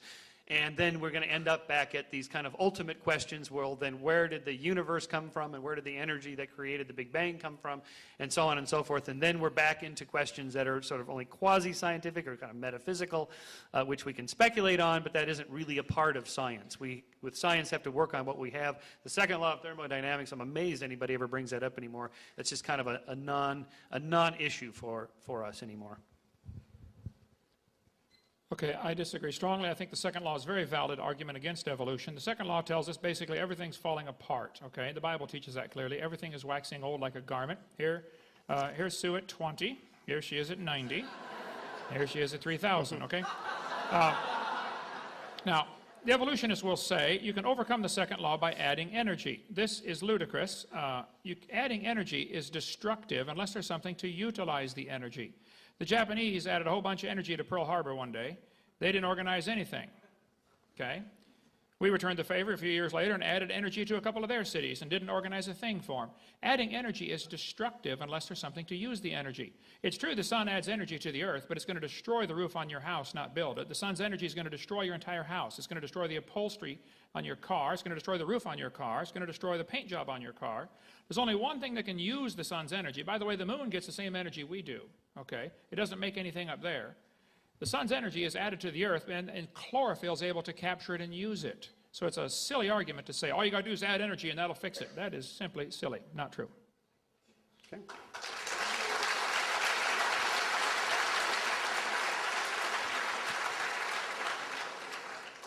Okay, question for Dr. Hovind. Dr. Shermer held up the example of Lucy's pelvic bone. What is your response to Lucy being a common ancestor between men and ape? I give a 30-minute answer to that on video number 2 on the table back there. And by the way, he mentioned something earlier about, all I had was a religion, and he said, well, it's not, we need a better answer for step 2. Okay, well, all you have is a religion also. But see, I'm not asking for my religion to be paid for by taxpayers. You are. So the burden of proof's on you, not me, okay? Lucy was nothing but a 3-foot-tall creature, probably some type of chimpanzee kind of animal. Charles Oxnard studied every single bone of Lucy and said it's not a missing link. He did what's called a computer multivariate analysis. I would point out, though, from a much bigger picture, no fossils count as evidence for evolution. None. You can't prove this critter. Go ahead and turn it on. You can't prove Lucy had any kids. And why would you think a bone you found in the dirt can do something animals today cannot do, which is produce something other than their kind? No fossils count as a bigger picture, and even if Lucy is something unusual in the form of a chimpanzee 3 feet tall with a little unusual feature, that still doesn't prove it's evolving to something else. It could have been a creature that went extinct. So this kind of evidence would not hold up for 3 seconds in a court of law. But see, the problem is, evolution doesn't have to be proven in a court of law. It only has to be made believable to a bunch of students who have an academic, or the teacher has an academic and psychological advantage over the students. That's why evolution, the people believe that. The guys who study Lucy say, look, this is not a missing link. Charles Oxnard, I'll show you the reference here, you can check it out for yourself, studied every single bone and said, Lucy, there we go, the various Australopithecines are indeed more different from both African apes and humans in most features than the latter are from each other. It's not a missing link. No fossils count to begin with, and even then, Lucy's not a good fossil to demonstrate evolution. Okay? Taxpayers, here we go. Okay, back to the taxpayers business. Look, what makes it into public science course textbooks is the best science of the day, whatever that happens to be. There's nobody conspiratorially trying to plant it in there because they're anti-religious or anything like that. If the science isn't good, it is taken out of the textbooks, and this happens all the time, including within the biological sciences and evolutionary theory. Things change all the time as new evidence comes in. The reason you don't see creationist stuff in science textbooks is because they're not producing any science. If you want to be taught as a science, you actually have to do the science. And there's no science done. They don't write any science textbooks. They don't publish any scientific papers. All they do is go through science textbooks and science papers and pick out what they think are errors and say, that's our science. That's not science. You actually have to produce something. Produce evidence of a creator, for example, and they don't have that. Thank you. Okay, Dr. Shermer, you say there is evidence for the Big Bang. Can you give us your strongest evidence that it occurred? Oh, I was told there'd be no math in this debate. Well, okay, so this really has nothing to do with evolution. This is a whole different theory. And the larger problem here is that Kent Hovind and so many people have a misinterpretation of what science is. They think of it as the physics lab experiment as the model of what science is. So much of science is inference. So much of it is inferring from different pieces of data, sequences. So much of the historical sciences are not anything at all like a physics experiment. So when you say, well, the Earth is only 6,000 years old or whatever, well, look, this is going to throw out all of cosmology, astronomy, chemistry, biochemistry, geology, historical geology, paleontology, archaeology. Don't think this has to do with evolutionary theory. All of science is completely wrong if he's right. There's no point of having any science. He says he's pro-science. He's completely anti-science because if he's right, it all goes out the window. So in terms of the Big Bang, well, there's a whole series of pieces of evidence that have to do with how explosions occur, what kinds of elements you would expect to find the most of if this explosion occurred, and we do find them. Again, I said the Big Bang was debated for many decades, and lots of people didn't accept it. A lot of hardcore scientific skeptics didn't believe it until the evidence amounted so much that it just became inevitable to accept it. Well, the sky is falling is what he's trying to say, folks. If we believe in creation, everything's going to fall apart. I mean, all the sciences have to be thrown out. That's ludicrous. All the branches of science were started by creationists. The evolution theory has done nothing for the advancement of science. That's not why we put a man on the moon. That's not why you can do open heart surgery. Evolution is a useless theory, even if it's true. It is absolutely useless as far as science goes. You don't have to believe in creation or evolution to study science. You can learn about the biceps, the triceps, the deltoid, and all the different muscles of the body, and never get into origins. It doesn't matter. No doctor doing surgery cares at all about evolution while he's cutting somebody's heart out to replace it. It's a useless theory. And then there is no advancement in modern science from this evolution theory. The Big Bang theory, I think, is a great hindrance to, and many other theories about evolution are a great hindrance to science. There's all kinds of evidence against the Big Bang. The counter-rotation of at least 2 planets, Venus and Uranus. At least 8 of the 91 known moons are spinning backwards. Some whole galaxies are spinning backwards. 3 planets have moons going both directions at the same time. This can't happen with Big Bang. You need to study some physics on that one. Thank you.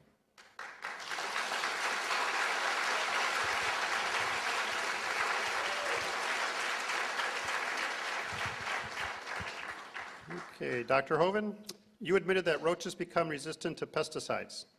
Please defend your stance that this is not a beneficial mutation for their kind. Roaches become resistant to pesticides because some of the roaches in that population already had a resistance. When they dug up some of the guys who tried to find the Northwest Passage, we can shut it down, I don't have a slide ready for this. There were guys that froze to death trying to find the Northwest Passage up in Canada years ago. When they dug up and did an autopsy on them, they find some of them were resistant to penicillin. Well, that's interesting. Penicillin hadn't been invented yet. See, there are some people that already have a resistance to certain things in their system. So let's say you got 1,000 roaches and 5 of them have a resistance to a certain pesticide because of whatever reason. Okay, you put that pesticide down, it kills all but those 5.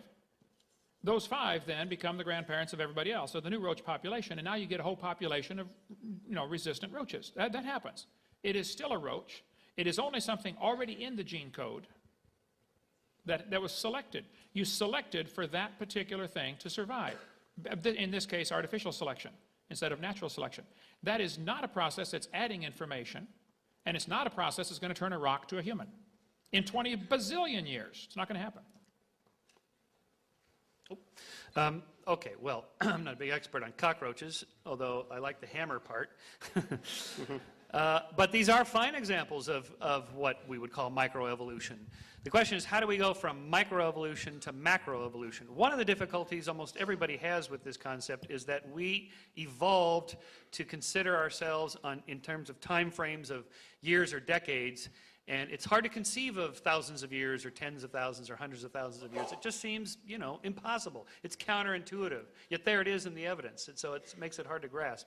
We see the changes. We see the dogs changing in the course of 15,000 years, humans in the course of 150,000 years, with all the variety we have today. There it is. It's in the genes. It's in the fossils. It's corroborated across all these different independent lines of inquiry. It's the power of genetic variation and selection, which is a bottom-up designer. Okay. Okay.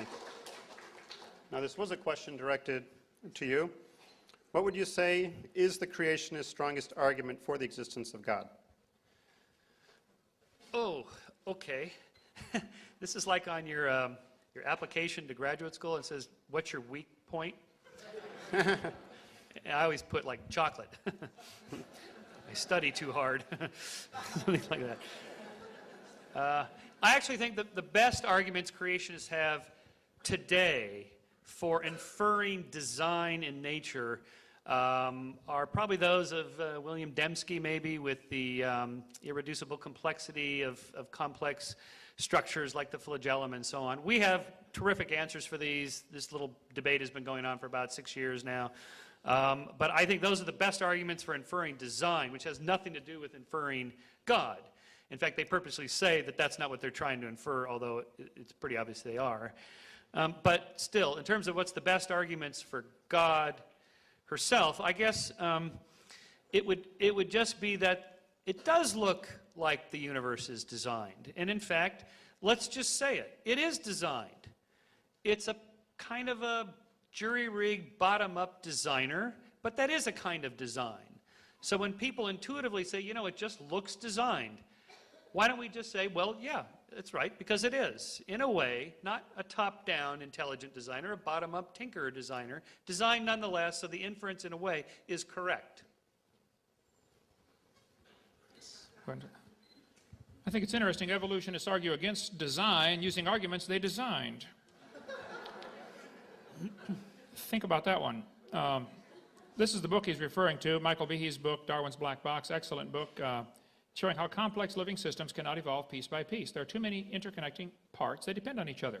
He uses the illustration of a mousetrap with 5 basic parts. You have to have at least those 5 parts. You remove any more, it ceases to function.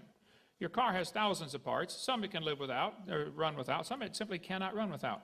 The hair on the bacteria, for instance, has a little tiny motor that attaches to the bacteria that allows that thing to swim around.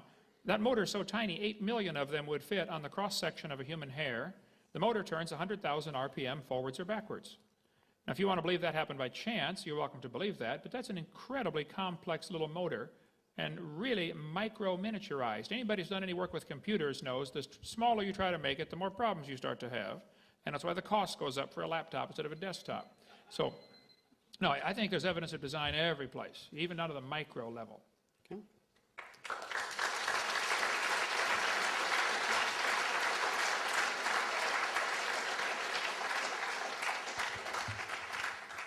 Okay, dinosaurs. What are your opinion on dinosaurs, Dr. Hovind, and where do they fall into the creation versus evolution argument?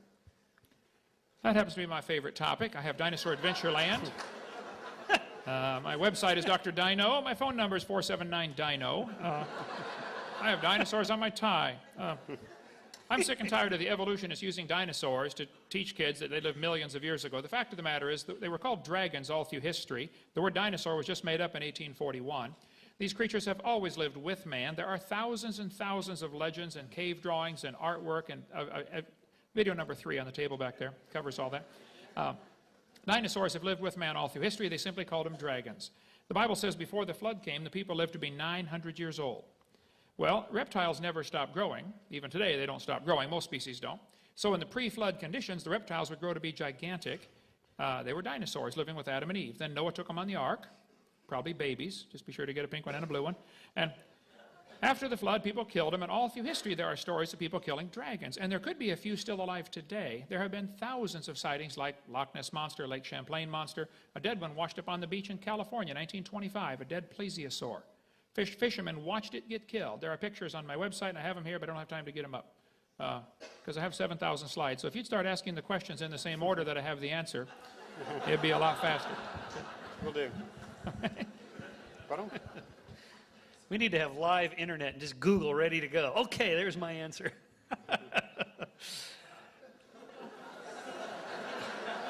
Why do you suppose fish died in the flood? How do you explain that?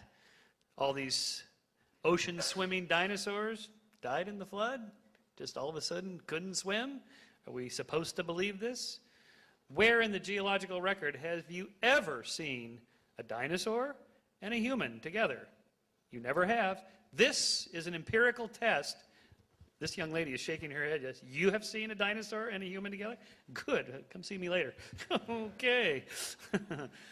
This would be a falsifiable test of evolution. If you could actually find a dinosaur or a trilobite or whatever and a hominid fossil in the same bed, that would do it. That would be a huge point against evolutionary theory. Has never been found.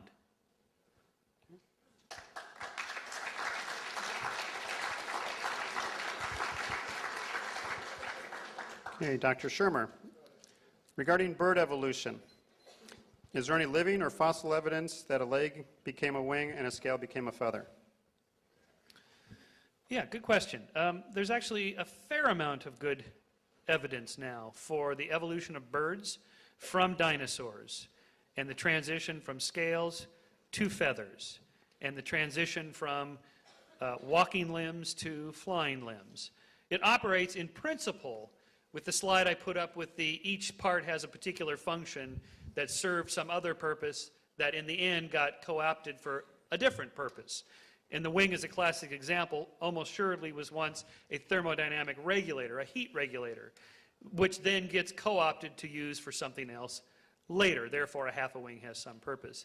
In terms of the fossil record, it's pretty good now. We actually have quite a few transitional fossils from dinosaurs to birds. And there's a number of paleontologists that think today the dinosaurs are still living, not as dragons in the Bible. By the way, where are the unicorns that are referred to in the Bible? Where are those, either in the fossil record or today? I'd like to see one of those. Another one of those interesting tests that continues to get failed. So in terms of the paleontological record, it's pretty good.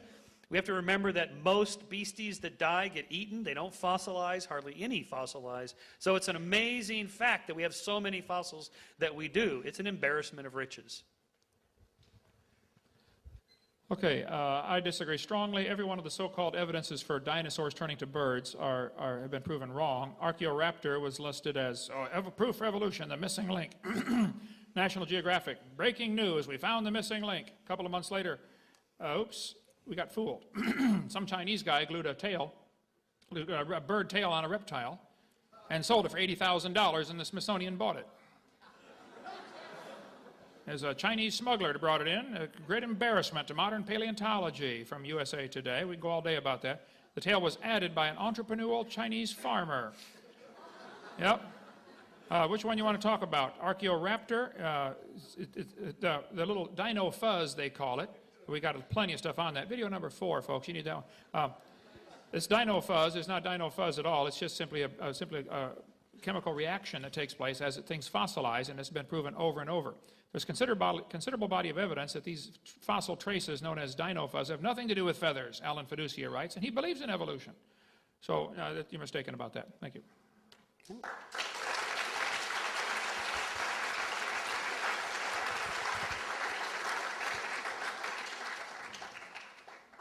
Question for Dr. Hovind. How do you account for most people's belief that the Earth is 4.6 billion years old, carbon dating, radioactive dating, potassium argon dating? Go ahead and put the screen up there while I've got it here. This is the California's Nessie washed up on the beach. California, I told you about earlier, had a neck 20 feet long. Everybody said it was a plesiosaur right up here in California. As far as carbon dating, anybody believes carbon dating works doesn't understand the problems associated with it. And it's not true to say the majority of people believe in evolution or believe the Earth is billions of years old. The majority of Americans do not believe the Earth is billions of years old. As far as carbon dating, when it was first invented in 1947 to 53, Willard Libby invented it at University of Chicago, got a Nobel Prize for it, and then moved to Stanford. In 1949, the lower leg of a mammoth carbon dated 15,000 years old, but the skin was 21,000 from the same animal. Talk about a slow birth. 1963, living mollusk shells dated 2,300 years old. It's not getting any better. That's 14 years of practice with carbon dating. 1970, they said if a carbon date supports our theories, we put it in the main text. If it does not entirely contradict them, we put it in a footnote. If it's completely out of date, we just drop it. 1971, freshly killed seal dated 1,300 years old. 1975, one part of a mammoth is 40,000 years old, another part's 26,000. It's not working. 1981, it's not working. It has never worked. 1984, living snails, carbon date 27,000 years old. One atheist said, well, yeah, we know why that one didn't work. Okay, then how do you know any of them do work? If you know some of them don't work, how could you possibly prove any of the carbon dates are working? You can't. I mean, in a court of law, they'd laugh at you for bringing in carbon dating. 1992, 2 mammoths found side by side. One carbon dates 22,000 years old, another one carbon dates 16,000 years old. This is not an exact science, folks. 1996, up at Berkeley University, they used two different dating techniques. They found these bones were 53,000 to 27,000. That's a 96% error. This is not science. This is fairy tale stuff. It gets worse with potassium argon dating. You need video 7 for that one.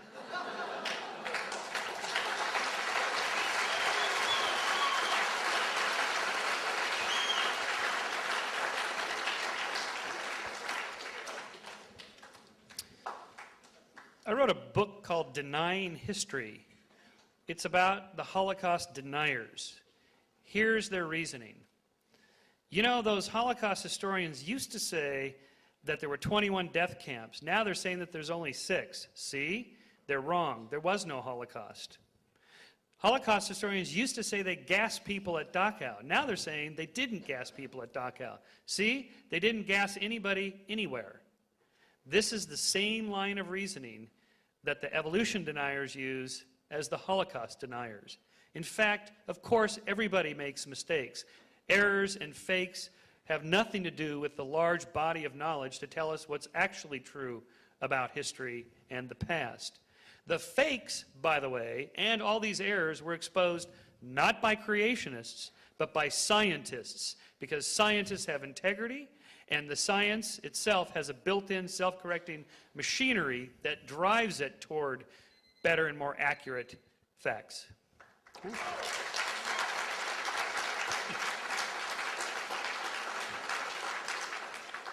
Okay, this is a little bit of a long one. Bacteria appears to be the most efficient reproducing organism on the planet. What is your best evidence for the origin of meiosis, male-female reproduction? Well, bacteria are the dominant form of life on Earth. And in terms of how they evolved, reproductive methods has to do with really going back to the beginnings of how monomers turn into polymers, how polymers turn into long protein chains, how long protein chains turn into something like RNA, how RNA starts to replicate into DNA, and so on, into a complex reproductive system as we see in bacteria today. We have a fairly good understanding of this in 2 ways. One, through the vast variety of complexity of life today, where you have from simple to complex organisms, and you can see the historical sequence in the different kinds of reproductive methods that there are, and from simple to complex, how they range. That's part 1 of a historical science. The same way that astronomers know how stars evolve by looking at different stars alive, if you will, today at different stages. The second way is looking at the actual cells themselves and the structures within them. These complex eukaryote cells that we're composed of are actually composed of these very simpler prokaryote cells, which we just call these little structures like mitochondria and so forth, that were once themselves free-floating cells that through this symbiotic process of cooperation then coalesced into these larger structures. And so these 2 ways show us, again, historical sciences are by necessary inferential, from which we have to infer from several lines of evidence. We now know this, again, through these independent lines of inquiry that converge to this same conclusion. Okay, that's a fairy tale, if I ever heard one, because it's here, it must have happened. That's like, you know, the motor slowly evolved to fit into the car, you know, they're like this. This is a misunderstanding and a gross oversimplification of how complex bacteria are. Bacteria are really complex. People say, don't bacteria become resistant to drugs? That's proof for evolution. Well, that's based on a misunderstanding, okay? Dr. Spettner points out, it's based on a misunderstanding, for the mutations that cause antibiotic resistance still involve information loss. For example, to destroy a bacterium, the antibiotic streptomycin attaches to a part of the bacterial cell called ribosomes. Mutation sometimes causes structural deformity in ribosomes. Since the antibiotic cannot connect with the misshapen ribosome, the bacterium is resistant. But even though this mutation turns out to be beneficial for the moment, it still constitutes a loss of information. No evolution has taken place. The bacteria are not stronger. In fact, under normal conditions with no antibiotic present, they are weaker. Example would be if somebody's going through town handcuffing everybody, hauling them off to kill them, and you don't have any arms. They can't handcuff you. So you survive the purge. Well, it might be beneficial for the moment, but it's still a loss of information and puts you back in the population with armed people, and you're going to be at a disadvantage. So no, bacteria, bacteria are incredibly designed, not evolved. Okay.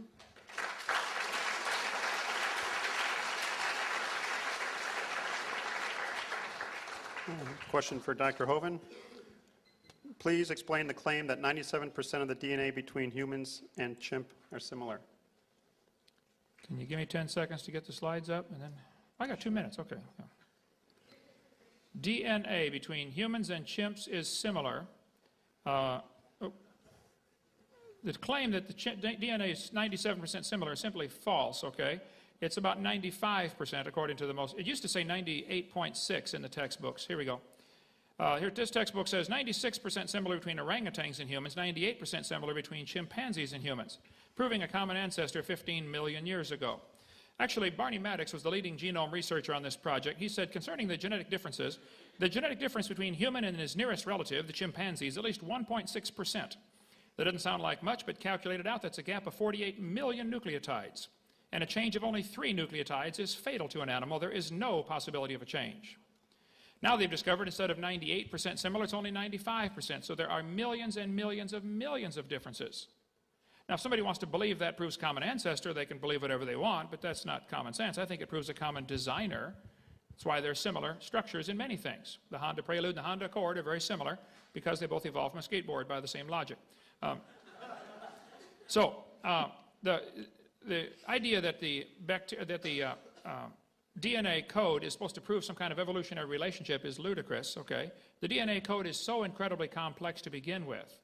I could point out that Microsoft PowerPoint and Microsoft Word have millions of exact lines of code.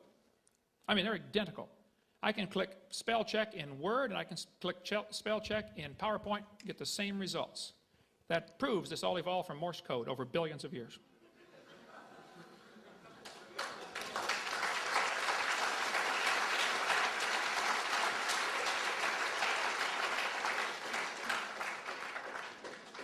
Well, whether the DNA sequence similarity is 98.6 or 95.2 or 97 is, in a way, irrelevant. The number keeps changing because that's how science works. It keeps refining and testing and changing and so on. It's one of the beauties of science. There are no final absolute truths. You're not going to read in Genesis what the number is. It's done through DNA. The DNA sequencing themselves is only one measure of commonality between us and the other great apes, and then us and the monkeys, and us and other mammals, and so on. It's just one measure. There's a whole bunch of half a dozen different biochemical measures of similarity and differences. Then, of course, there's all the anatomical and physiological comparisons. Then there's the fossil comparisons. Again, I can't hammer this point home strong enough. It's this convergence of evidence from different lines of inquiry that leads us to these conclusions. When Vince Sarich first put forth that idea that we are more closely related to chimps because he had this one particular biochemical test, people thought he was crazy. But it is now supported simply because there's so much evidence from other lines of inquiry. Thanks.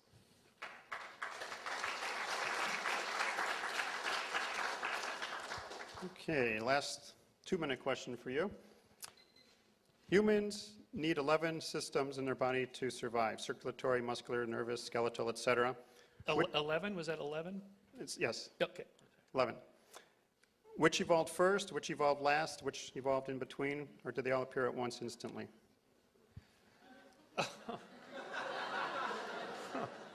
Oh, man. All right. This isn't even quite the right question because it infers that all systems had to be in place for the thing that we call a human to be a human. But that's not how evolution works. It's not the 747 out of the junk pile of parts. That's not how it happens. It's this long, slow, gradual tinkering process. Circulatory systems, muscular systems, and so on.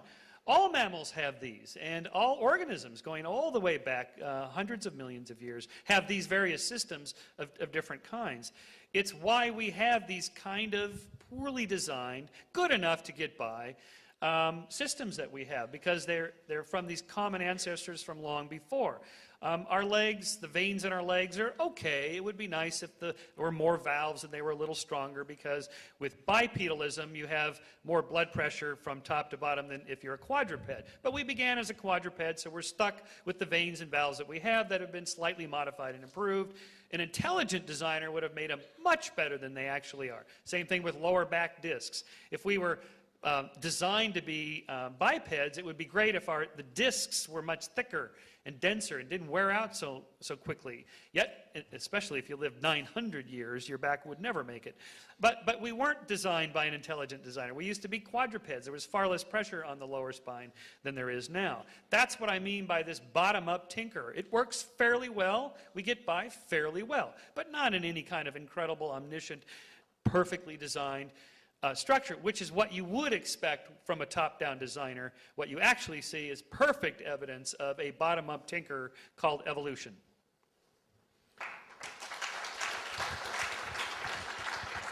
Well, I think much of the problem here is total misunderstanding. In the first place, we are not poorly designed. I think it's an amazing design. I think just one single cell in your body is more complex than the space shuttle, and the average human has 50 trillion cells. So it's ludicrous to say that this all just came about by chance and we're poorly designed. Secondly, poor design is a lousy argument for evolution. Especially when you consider, as I said earlier, we are a copy off of a copy off of a copy off of a copy off of a copy off a copy of Adam. It's amazing we're sitting here talking about it. You take a piece of paper, copy it on the copy machine.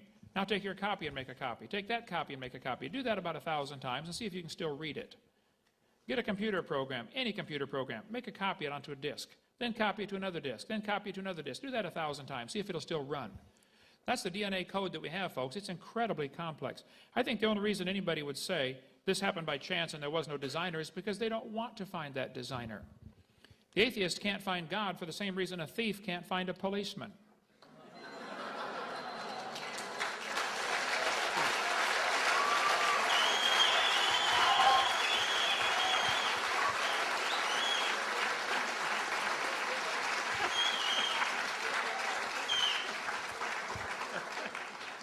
Okay, last question for Dr. Hovind.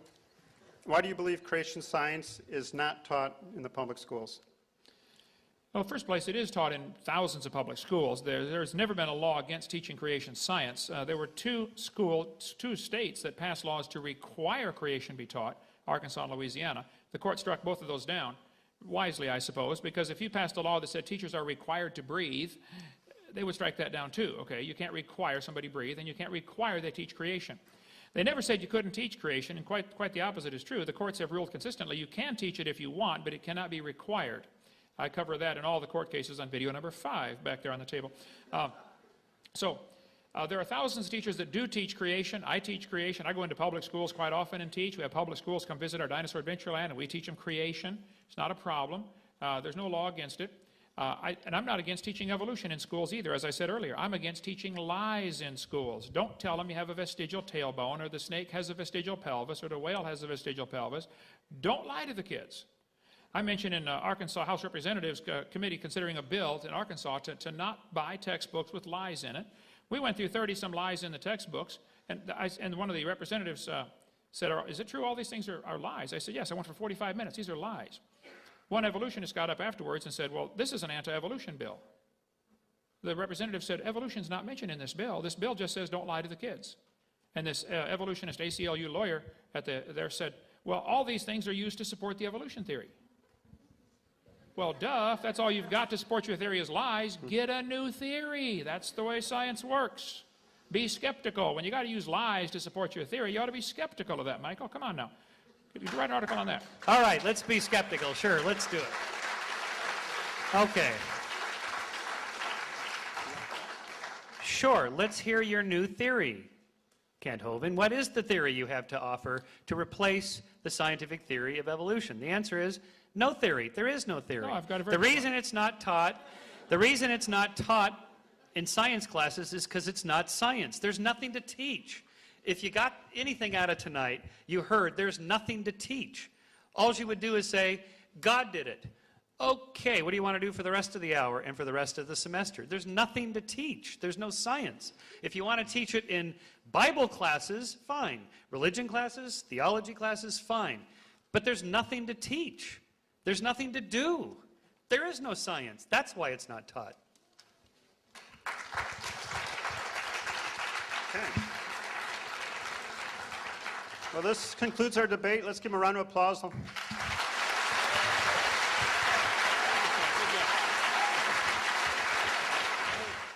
We hope you've enjoyed this video series on creation, evolution, and dinosaurs. Much more important, though, than knowing all the truth and facts about science is to know the truth about whether you're going to heaven or not. If you've never trusted Christ as your Savior, let me explain quickly what you need to do to go to heaven. The Bible says we're all sinners. We've all broken God's laws. We've disobeyed the Creator. We've done wicked things. We're sinners. Some are worse than others, at least in man's eyes, but we've all broken God's laws. And the Bible says you have to repent. The word repent means to turn. It actually means two things: to turn from your sin and to turn to God. God's looking for a change in your attitude where you say, Lord, I don't want to do wrong anymore. I'm sorry, I've offended you. I want to do right. And you turn from sin and you turn to God and say, God, would you please forgive me? Would you save me? The Bible says in Romans chapter 3, verse 23, that all have sinned and come short of the glory of God. You need to admit you're a sinner.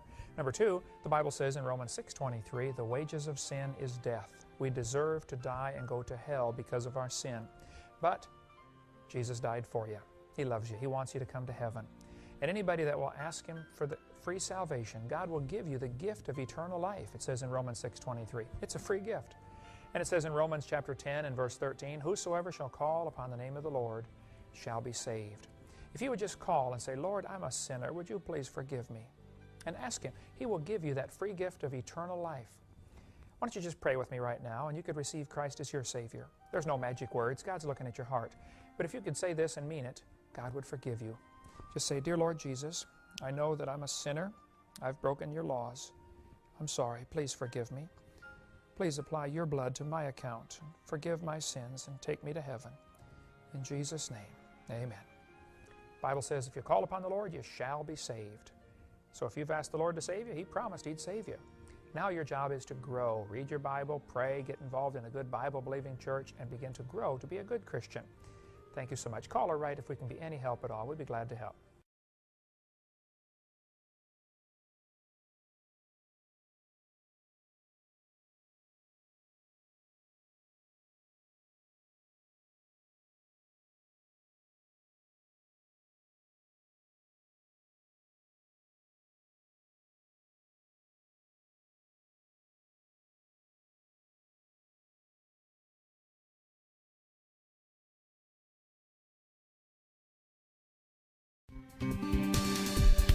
Do you want to know more about how to combat the godless theory of evolution?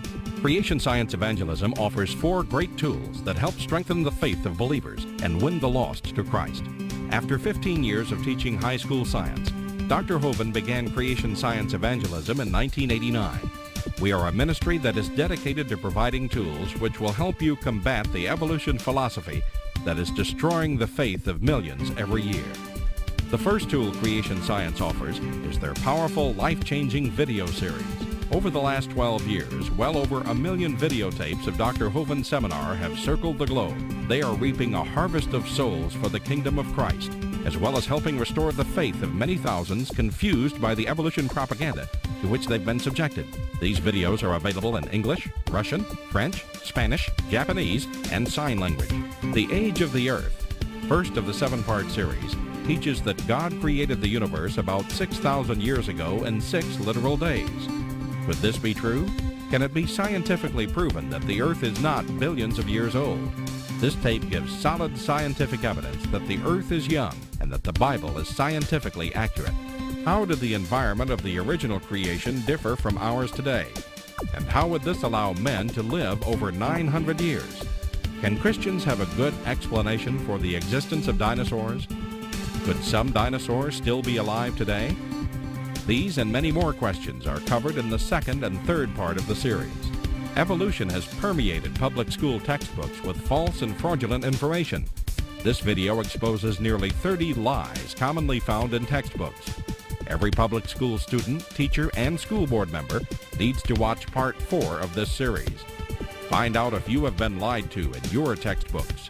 Discover the terrible difference evolutionary beliefs have made in the past as well as in recent history in our video number 5. Dictators throughout time have used their evolution-based philosophies to rationalize their brutal actions.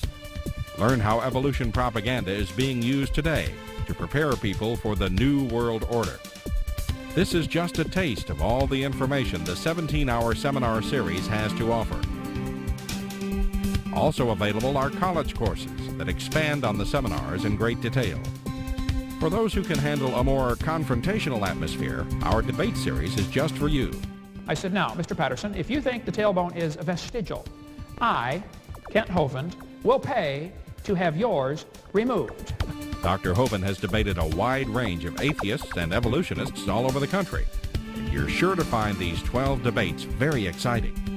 These would be perfect to present to that scientifically minded person who likes to argue their point.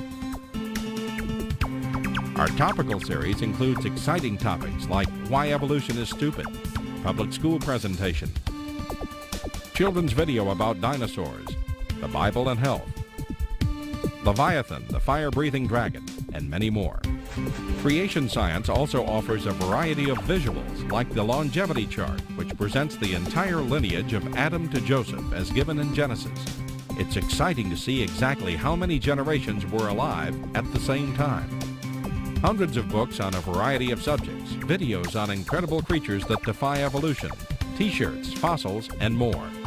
Make Creation Science Evangelism the one-stop shopping center for your creation material needs.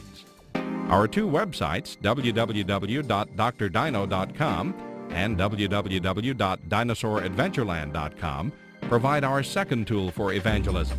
DrDino.com is packed with lots of information, from charts and graphs to articles and frequently asked questions. This is also where you will find more information on all of the products CSE has to offer.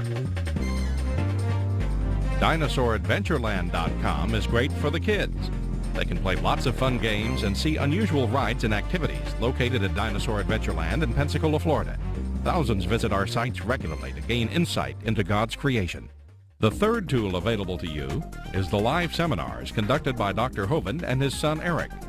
Since 1989, Dr. Hovind has held seminars and debates in hundreds of churches, schools, and universities in 49 states and 30 foreign countries. His fast-paced, illustrated seminars cover diverse topics, such as evidence for a young Earth, how long Adam lived, dinosaurs living with man, where races came from, radiometric dating, and much more. Our fourth tool is the new, exciting Dinosaur Adventureland. Many thousands have come from all across America to visit our museum, creation bookstore, science center, and theme park, where God gets the glory for science. Our unusual swings, rides, and activities each have a science lesson as well as a spiritual lesson. Captivate everyone from age 4 to 94.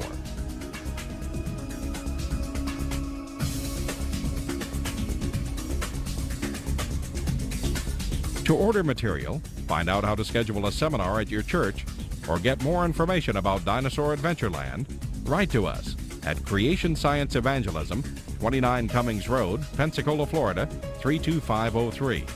Or call us at 850-479-3466. Or toll free in the U.S., 877-479-3466.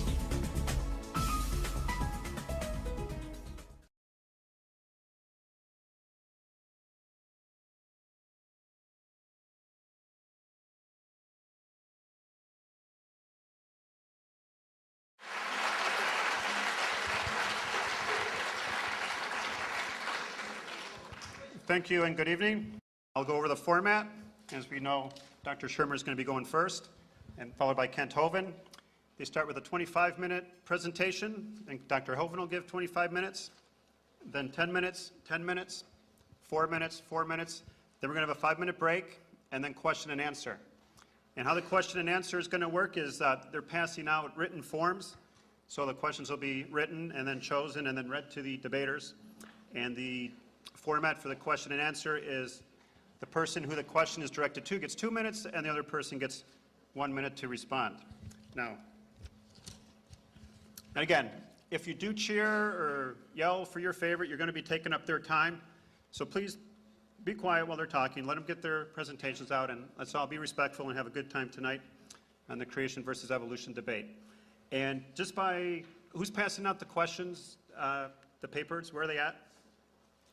Okay. Well, I'm sure they're in good hands, and they'll be passed out during the debate. And again, 5-minute break before the question and answer. Let's begin with Dr. Shermer. How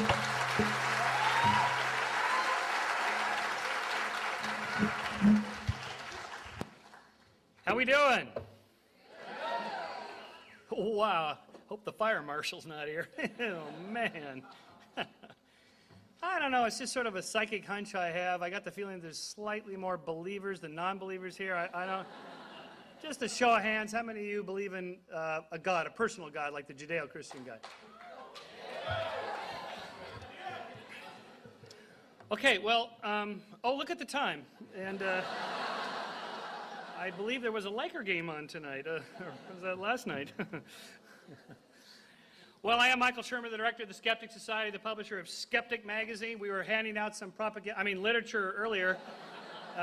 If you didn't get any, we do have a table in the back. My associates, Matt and David, are back there. Happy to help you out there. I am really glad to see so many people. It's a beautiful night. You don't have to be here. You could be out enjoying the great outdoors, but we appreciate that. Obviously, there's great interest in the subject, a subject we deal a lot with at Skeptic.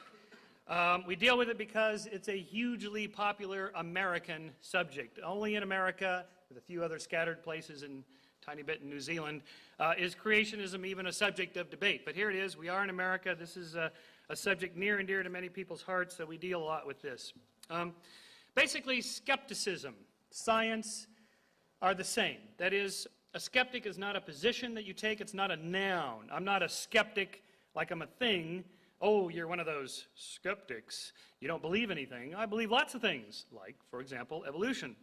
It's not a position that you take. It's just an approach to claims. For example, when I investigated the Holocaust deniers, they thought, well, we're skeptics. We're skeptic of the Holocaust, and he's a skeptic, so we have a brother in arms. But in fact, I ended up being skeptical of the skeptic. So skepticism is just an approach. You can be a skeptic of a claim. You can be a skeptic of the skeptics. What we're after here is to look for natural explanations for phenomenon. For example, it's entirely possible that aliens landed on Farmer Bob's field in Pucker Brush, Kansas, and carved out skeptic.com as a promotional gimmick for our organization. However, I think it's more likely that we assume that this was created by Photoshop. That is, before we say something is out of this world, we have to first make sure that it's not in this world. So, for example, it's possible that our governor was successful in his campaign because aliens backed him. And by the way, that's Danny DeVito as Cruz Bustamante, which I thought was very clever. I should know, parenthetically, I've been tracking these alien images for about 20 years. This is the first alien I've ever seen that's been working out with biceps and triceps. Arnold's got the aliens pumping iron. And by the way, you don't mind the informality of, it's a little warm in here, hey? A few bodies. So they got the air cranked up. If you're hot, I guess this is as good as it's going to get. So, now when we talk about evolution creation, the first thing we need to decide, or that you need to decide if you're open to the question, which creationism are you going to embrace? Here's a useful continuum. I've been debating creationists for nearly 20 years. Of all stripes. There's flat earthers, geocentrists, young earth creationists, old earth creationists, gap creationists, creationists that believe there was a gap between Genesis 1:1 and 1:2 to allow for geological time, day-age creationism, that the days of Genesis represent geological epochs, therefore allowing for an old earth, progressive creationism, evolutionary creationism. These are creationists who believe that God operates through the laws of nature, theistic evolution, which is largely part of the intelligent design movement, and finally down to the end of just materialistic evolutionists. So you need to ask yourself, which one is Kent Hovind part of? Which creationism are you interested in hearing about? Which one will be presented tonight? There's a bunch of different ones, and they all have different arguments. And interestingly, they disagree amongst themselves. You can go to, for example, Answers in Genesis, which is a very conservative Christian creationist organization that disagrees with most of what my debate opponent will say tonight. So there is great diversity here. You have to choose, pick and choose, and read, and figure out which part of the creationism you want to embrace, if at all. Now, first of all, we have to recognize that, in fact, most people embrace evolution. 96 million American Christians accept evolution. In a 2001 Gallup poll, 37% of all Americans agreed with the statement that human beings developed over millions of years from less advanced forms of life and that God guided the process. Since 90% of Americans roughly are Christians, that means 96 million American Christians believe in evolution. Now, it's not that that makes it right, but that at least if you're a Christian who wonders whether it's okay to accept the theory of evolution, obviously it's quite okay. In fact, a billion Catholics, who are sometimes skeptics, accept evolution. The Pope himself, John Paul II, in 1996 encyclical, said, "New knowledge has led to the recognition that the theory of evolution is more than a hypothesis. It is indeed remarkable that this theory has been progressively accepted by researchers following a series of discoveries in various fields of knowledge. The convergence," this is an important statement, "the convergence, neither sought nor fabricated," this isn't a conspiracy on the part of scientists, it just happened this way, "of the results of work that was conducted independently is in itself a significant argument in favor of the theory." I'm going to play this up quite a bit tonight. This convergence from independent lines of inquiry, independent of each other. These guys aren't meeting on the weekends to say, look, we got to get our story straight because that Kent Hovind's out there, stumping the debate circuit. They arrived at it independently. The Pope, by the way, in 96 is responding to an earlier cyclical in the 1950s in which that Pope said, it's possible evolution may be true. We should be open to science and not just reject it. And this Pope said, it is indeed true. In fact, even our ex-president Jimmy Carter, an evangelical Christian, calls himself a born-again Christian.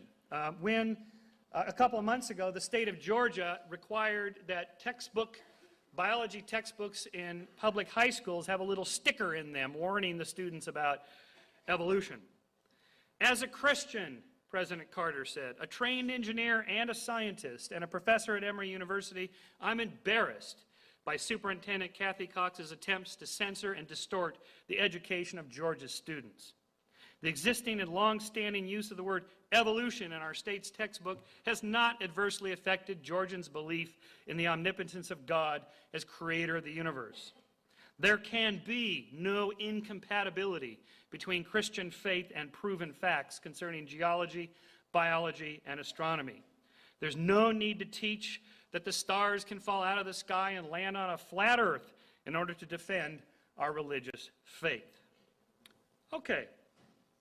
The problem with all creationist argument, and this is probably the most important slide I'll put up tonight, is that it is nothing more than a God of the gaps argument. That is, wherever there's a gap that scientists seemingly can't explain, or if you can find a quote where it makes it sound like they seemingly can't explain, that must mean that's where the miracle happened. That's where God intervened. Or if you're an intelligent design creationist, you don't use the word God, you use the word id, intelligent. That's that convergence the Pope talked about. Again, it's not that these guys are meeting on the weekends. Ooh, we got to get our story straight. I'm going to say it happened 6 million years ago. What are you going to say? 7 million years ago? Well, Hovind might be in on this. You know, he might find out about this. I'll say 6.5, you say 6.5, and we'll be safe. That's not how it works. And even if it did work that way, if they were that consistent, then I'd be suspicious something was up. In fact, there's always error variance in the estimates given by scientists. Finally, it predicts new findings, which so far have been confirmed, and I'll show you a bunch of these empirically. So, for example, there's a consilience on estimating the age of the Earth, right? It's not a perfect number, but there's a little bit of error variance there. From independent lines of inquiry, potassium-argon dating, radioactive decay dating, carbon-14 dating, the age of the moon, the age of the solar system, the age of the universe. These are all different scientists that publish in different journals, that go to different conferences. They don't know each other. They don't communicate. They are all arriving at the same kind of sequence of the long evolutionary history of a very old Earth, 4.6 billion years roughly, and roughly the same age of the moon, slightly less. The age of the universe looks like it's about 13.4 billion years, but this number varies because new data comes in. And so again, you get this jumping together, this convergence from different lines of inquiry. And you see that throughout the science of evolution. For example, fossils show intermediate stages, which is what we would predict. So, such, for example, the evolution of whales. This is a favorite tactic of creationists. Show me one transitional fossil, just one transitional fossil. And I remember this particular slide here came out in the journal Science one night. Came out the same week I was debating Dwayne Gish. He said, just show me one transitional fossil. So I put this up, and well, here's 3. And he said, okay, now we have 1, 2, 3, 4 gaps in the fossil record. Show me 4 transitional fossils. Pretty sneaky, huh? That's pretty good, right?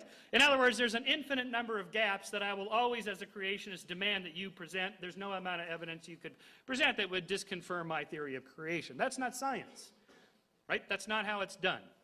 You can do it, you can call it theology, whatever. It's just not science, and we're supposed to be doing science here. You see this also in the evolution of the skulls. Whale skulls with Pakicetus 50 million years ago, Adiocetus 25 million years ago, and modern beluga whales. Common descent, common anatomical structures. You can see the sequence. You can see how the structures change over time. And in fact, there's almost an embarrassment of riches. There are so many fossils. I'm just staggered that creationists hang on to this, show me just one transitional fossils. There are so many, it's just staggering. This is just a nice little picture of Stephen Jay Gould when he was a very young man at the Harvard Paleontological Collection. These are just this is just fossil mollusks, right? There's just drawer after drawer after drawer after drawer. Last week, 2 weeks ago, I was at Donald Johansson's lab at Arizona State University. The guy who discovered Lucy, I'll show you in a moment. He just had drawer after drawer after drawer of hominids, and we were a designer. Whatever you want to call it, that's where the miracle intervened. It reminds me of Sidney Harris's famous cartoon, my favorite, where the one scientist writes up there in the step 2, then a miracle occurs, and he says, I think you should be more explicit here in step 2. I can't emphasize enough how important this point is. This is the central point, that to simply say, look, I don't think you guys can explain this problem, whatever it is. Therefore, that's where a miracle happened. God did it. Id did it. Even if that's the case, it doesn't explain anything. It just says, poof, a miracle happened. We'll just put a filler here, a word filler. We'll say, God did it, id did it, miracle did it, whatever. It doesn't explain anything. Even if Kent Hovind won every single debate he ever did, even if every scientist in America said, you know what, I think God designed the whole thing, and I think biology proves it, it wouldn't change anything with the way science is done. Because this has nothing to do with science. Science is the search for how that happened. What happened in step 2? If it did it, don't you want to know how it did it? If God did it, don't you want to know how she did it? For example, we know evolution is a fairly simple thing. It's pattern of descent with modification, whatever causes changes in gene frequency. So if we just take any particular phylogenetic tree, a descent of organisms across time, here's the ceratopsians. Evolutionists, scientists offer an explanation for how this diversity, this biodiversity occurs through genetic frequency changes and population genetics and mutations and so on and so forth. Whether that's right or not is a separate question in a way. If it's not right, well, then you figure out how it happened. But to simply say, well, God did it, or it did it, well, aren't you curious how it did it? I mean, did it create this general type, and then natural selection created all the varieties? Did God create each species, and then nature created the subspecies? Did God create the families, and then nature created the genus and species? Or did God create every single living single organism, one at a time, throughout all of history? Or did he set it up at the beginning, and then it just sort of ran like a clock and created it? These are interesting questions, but we're never given answers to these, because they don't have answers to these things, because that's how science is done. Science wants to know how it's done. So, evolutionary theory is the best explanation we have for this. It is provisionally true, true with a small t. We're not after, somebody mentioned truth earlier. Truth with a capital T doesn't belong in science. It's provisionally true. Why? It gives a coherent explanation of what we know. It's conciliant. Independent lines of inquiry jump to the same conclusion.